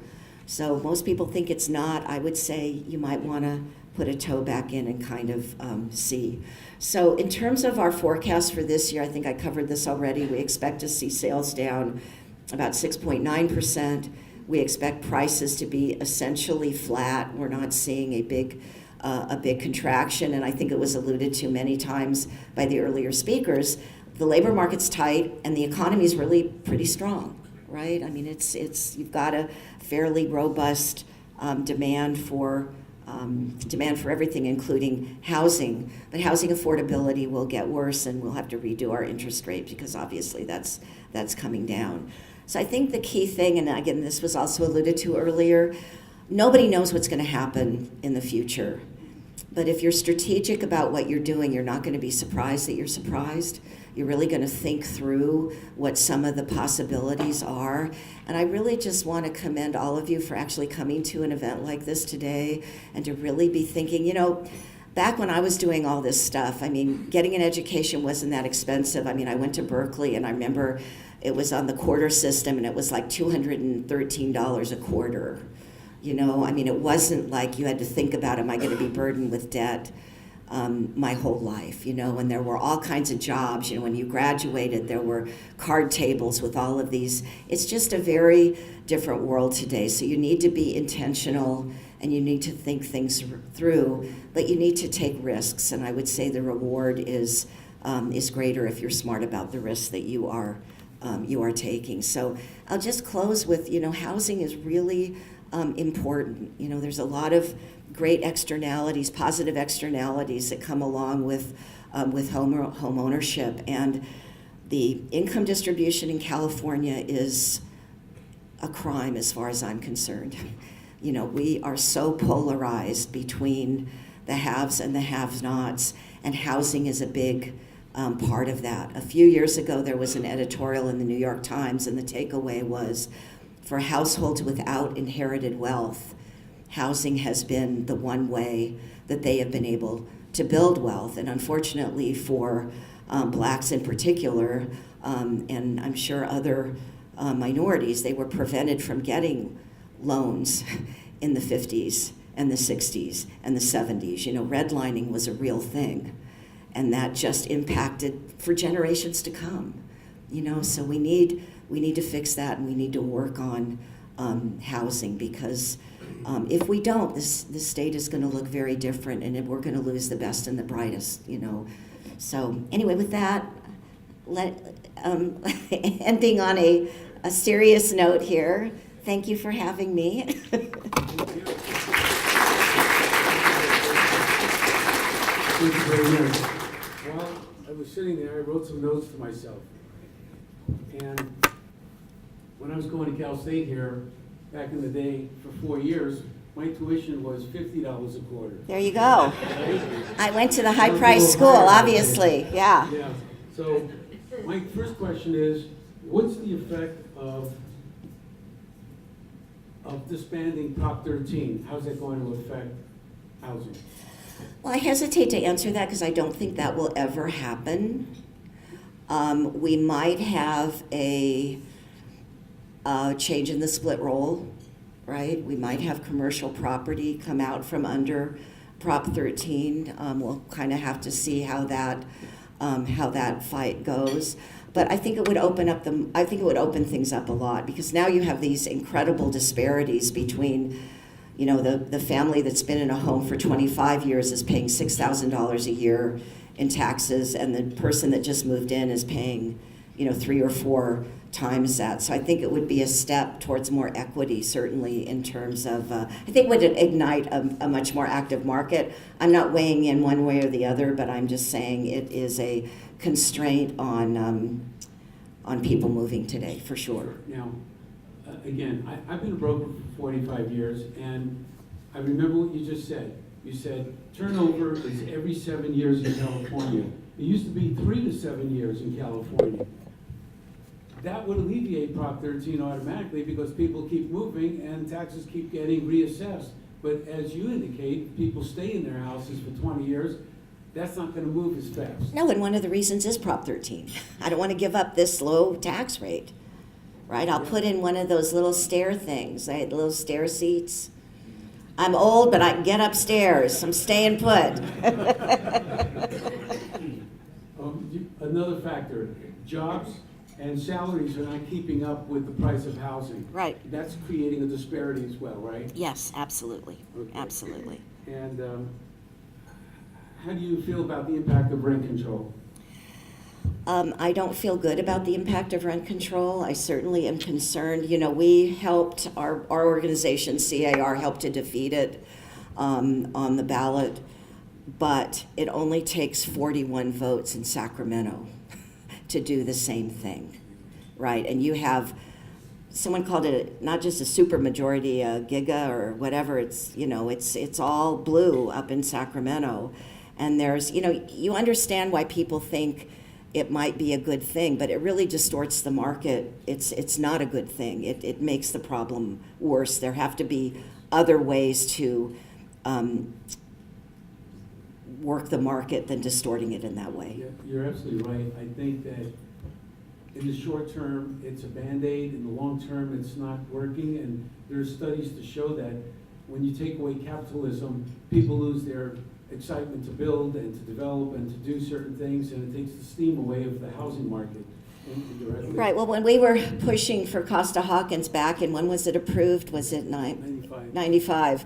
I know one of the things they did is they went to Santa Monica and went into the parking structure and took pictures of the cars that people that were living in rent control units were driving. And let me tell you, they weren't like Pintos. They were Cadillac, you know, they were really expensive cars, so yeah. Rates look good now, and like you said, it's a good time to get back in the market. But do you think the supply is too low, and that's what's causing the prices to remain kind of steady and not come down? Yeah, well, I think it's supply, but it's also just how strong the market is and how strong the economy is. And you heard about, I mean, for Google to take over the entire West Side Pavilion, like, oh my goodness. So, you know, in any other kind of market, the second derivative would be relative, but we are just so far behind in terms of supply that it just doesn't matter. You know what I mean? There's just so many more people that want to be here. Yes. So, Another impact is the Tax Reform Act, which basically was not extremely kind to New York, California, New Jersey, right, whatever. right. So you can only write off so much of your property taxes, and people who live in large houses or wealthy communities, even though they're wealthy, they still have an economic impact, saying, I'm not gonna pay $60,000 in taxes that I can't write off. Is that going to affect the upper market? You know, I think it already has, and if you look at Orange County going blue at the last election, I mean, there were 4 districts that have been red forever. And I think one of the reasons that you saw them all flip had to do with the SALT cap, right? I really do. Do you think development is slowing down because there's a fear of recession? You know, again, I think that's kind of a second derivative thing. I mean, it might be, but I think it's just so tough, and finding people that work in the trades is hard. We had our strategic planning committee met yesterday and the day before up in the Bay Area, and we visited Mare Island, where there's a company called Factory OS, and it builds modular housing, and it was incredible to see what can be done with these boxes and really really make them nice places to live. So I think and again, the Carpenters Union is part of it. So I think labor's always been kind of an impediment to going in that direction. So, you look at stick-built housing hasn't changed in hundreds of years. And it's ridiculous. It ought to be standardized. It ought to be done in a factory. It ought to be delivered. And the quality that they are putting out on these units, and particularly, no one mentioned this morning, and I guess you don't really want to mention the homeless That was my next question. issue, but it's really huge. I mean, our office is in Koreatown around 6th and Virgil, and I've been going downtown for years, and it's really it's horrible. I mean, yeah. Do you think the government should take a more active role in providing housing for the homeless? Absolutely. Because There are humane ways to deal with this, that benefit everybody. do you think zoning and permit processes should be eased to allow development to Absolutely, facilitate? absolutely. And the reason they're as hard as they are today is because communities don't want housing, right? They don't want it. And in a way, and I remember Senator Wiener saying this, people look at their commute and think, I cannot deal with one more car on the road. But there are people living in their cars that are hardworking middle-class people. They're living in their cars. So how about them? It's like those are the people that don't have a voice at these meetings. So again, we need better infrastructure, better transportation, and we need high density. Unless you want to do like a one-child rule, I mean, that's not going to go over, right? So. Any questions from the floor, please? Yes, Jim. Well, first and foremost, thank you for the presentation. It was very enlightening to see your positive outlet. Made me think that I might one day own. But with that being said, I'm toying with the idea of purchasing a home, but I keep hearing from a lot of different areas that there's a bubble with price correction and looming market crash. Your thoughts on that? I will never use the word soft landing again ever in my whole life because I feel like my tombstone is going to say she finally got a soft landing. And my boss says, that everything you guys are saying makes sense except I've never seen a soft landing, right? I've never seen it. So I'm not going to tell you that would never happen, but I am going to tell you right now I don't see how that could happen just given how strong the economy is, right? And how, they talked about Silicon Beach this morning and Google and all of this happening, right? There's just so many jobs being created they're high-end jobs, but it's still difficult for those people to get homes. But does the market correct? Absolutely. We've just looked back 10 years. People have short memories. what I would say is you buy a home for a lot of other reasons than just the pure investment economic reason. It's your life, right? And you want to have a wonderful family and be able to have all that. And it's that, and by the way, it's forced savings, and you're gonna need that nest egg when you get old, so, yeah. Other than the sun, the beaches, and the weather in California, do you have any suggestions on how to keep people from fleeing the state? They can't afford it. I don't. It's the wealthy that are fleeing the state. No, it isn't. Well, It's not. Well, You didn't listen to me. It's not the wealthy people. The wealthy people can afford to be here. We are losing our future. We're losing our future. So you think it's directly related to the lack of housing? Absolutely. How about state income tax? Absolutely. I know. I have a lot of sympathy for people that are worth $5 million. I really do.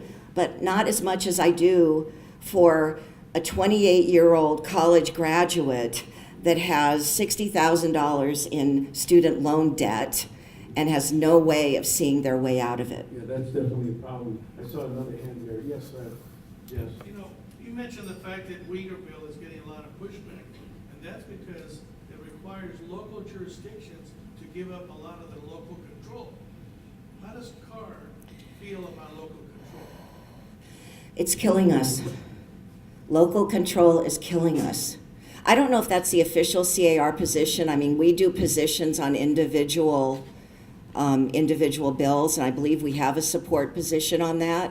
But it's local control that is killing us. Sorry. No, you can, well, no, I mean, you can, I think that's really, we are, as I said, I think we are controlling ourselves out of our future. It's just like people say, we're taxing ourselves too much. So which is which? You want a platinum type living, ability to live platinum level, but you don't want to pay the silver charges though. I'm not talking about platinum level, I'm just talking about a decent place to live somewhere, near a bus stop or near the metro. Affordable living. I mean, can I just say that the local control oppose everything? They oppose everything. All we're talking about is going from 2-story to 4-story. They don't want it. No, that's not the only thing. Trust me. I'm on the League of California Cities Board, and that's not the only thing. You gotta tell, the whole picture's gotta be looked at, not just pick and choose the items. Well, I had 30 minutes to talk, so sorry. Have you heard of modern monetary theory? It's the idea that the government deficits don't matter, and in fact, government deficits are good, and that the government can essentially just print money to, as long as it doesn't trigger inflation, to subsidize anything, including housing. Do you have a thought on that? I may have mischaracterized it, but if somebody else wants to give it. Well, I think deficits do matter. I think we've had a fairly aggressive increase in the deficit the last 2 years, and we have incredibly low rates. So at some point, people with your worldview will be right, but I don't know when. I know, yeah, I mean, I hear people arguing on both sides all the time, and it's really hard to give you a good answer. I mean, I think deficits absolutely do matter, but why don't we have higher rates then? I recently had a situation where I'm representing a buyer, highly educated, with a bachelor's from Berkeley, a master's from UCLA, a PhD from UCLA, having a decent job, making 6-figure income, but she can't afford a house because of the student loans. What those CAR teams or supports in regards to that perspective? We have never taken a position on student loans. We're not sponsoring legislation. We're certainly aware of the problem. But we tend to be, again, we have a legislative committee. It's very large. They debate every bill that comes forward, and I don't believe there's been a Bill in Sacramento dealing with student loan debt, so we don't have an official position on that. I will tell you, it's a huge problem. Absolutely. You know, you find it easier, the owner operator of truck driving is more liable to buy a house than someone with a PhD in this state. Well, you have to, and I said this earlier, you have to be very strategic about your investment in education today. You know, I mean, if you have $200,000 in student loan debt and you're a neurosurgeon from Stanford, I'm going to bet on you. But what's happened is, and again, these for-profit colleges, I think, have really taken advantage of the system and sold these kids loans instead of careers.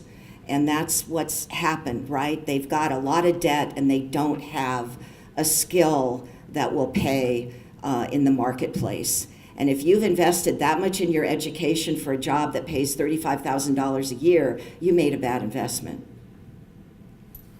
Any further questions? One more? As a renter, a voter, a member of, lifelong member of a historically Black Latino community, and an aspiring homeowner, what exactly does high density living look like for homeowners, future homeowners?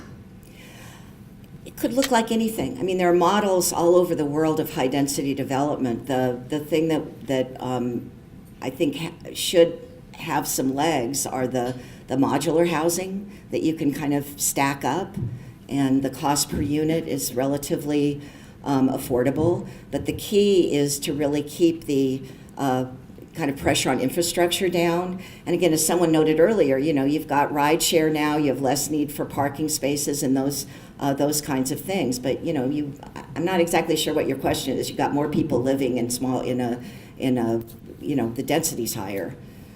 Well, I guess so I've got a description here of a high rise from West LA. We didn't have those until Fly Vista was constructed, just like someone about a while ago. Are these properties that you own? Essentially enormous, all apartment units that you get to own? Yeah, I mean, they could be apartment units, they could be condominiums. Every locality, as you pointed out, you know, every city is different, and how they choose to kind of, you know, work with the suppliers and do it. I mean, there's no one size fits all, and there's no agency out there imposing anything on anybody, right? Everybody's got to kind of figure it out. But at this point, it's really not a developer issue. It's really a zoning issue. Thank you. Any more questions? Okay, in the back there. Yes. So why is there zoning for less units? I can't hear you. Why is there less zoning for more units? People don't want housing. You know, they've got theirs. They like their community the way it is. They don't want the other. I mean, I'm probably not the right person to ask this, but, you know, that's, from what I read, there's just a tremendous amount of community resistance to new construction and high-density development and low-income neighbors. One other question back there, yes. So, if you were just starting out now, hypothetically speaking, you're a student at Cal State LA, and you're thinking about working in the real estate industry, what would be a good place for a student to start as far as looking into a career for themselves from in a real estate field? Well, I think today you've seen really the two different sides of careers in real estate. So I represent real estate agents and brokers. That's what my trade association does. But there's a totally different industry that's the industrial side and the commercial side and the retail side. And you've kind of got to decide. I mean, there's opportunities in each. You know, I mean, the thing that's really great to me about real estate is that you can be a new licensee, and 3 years from now, you can be incredibly successful. You have to work hard, you've got to do what you're told, you have to have a good mentor, but you can do it, right? So you just kind of got to figure out, but it's not easy. You know, we don't have after 5 years, about half of the people that join aren't in the industry anymore because it's really, really tough. So very different sides. This is a much more quantitative side. It's really exciting. So I think that's where I would go, but see. Well, you've been hammered with enough questions. I have. Thank you. Appreciate Thank you it. very much. We appreciate it.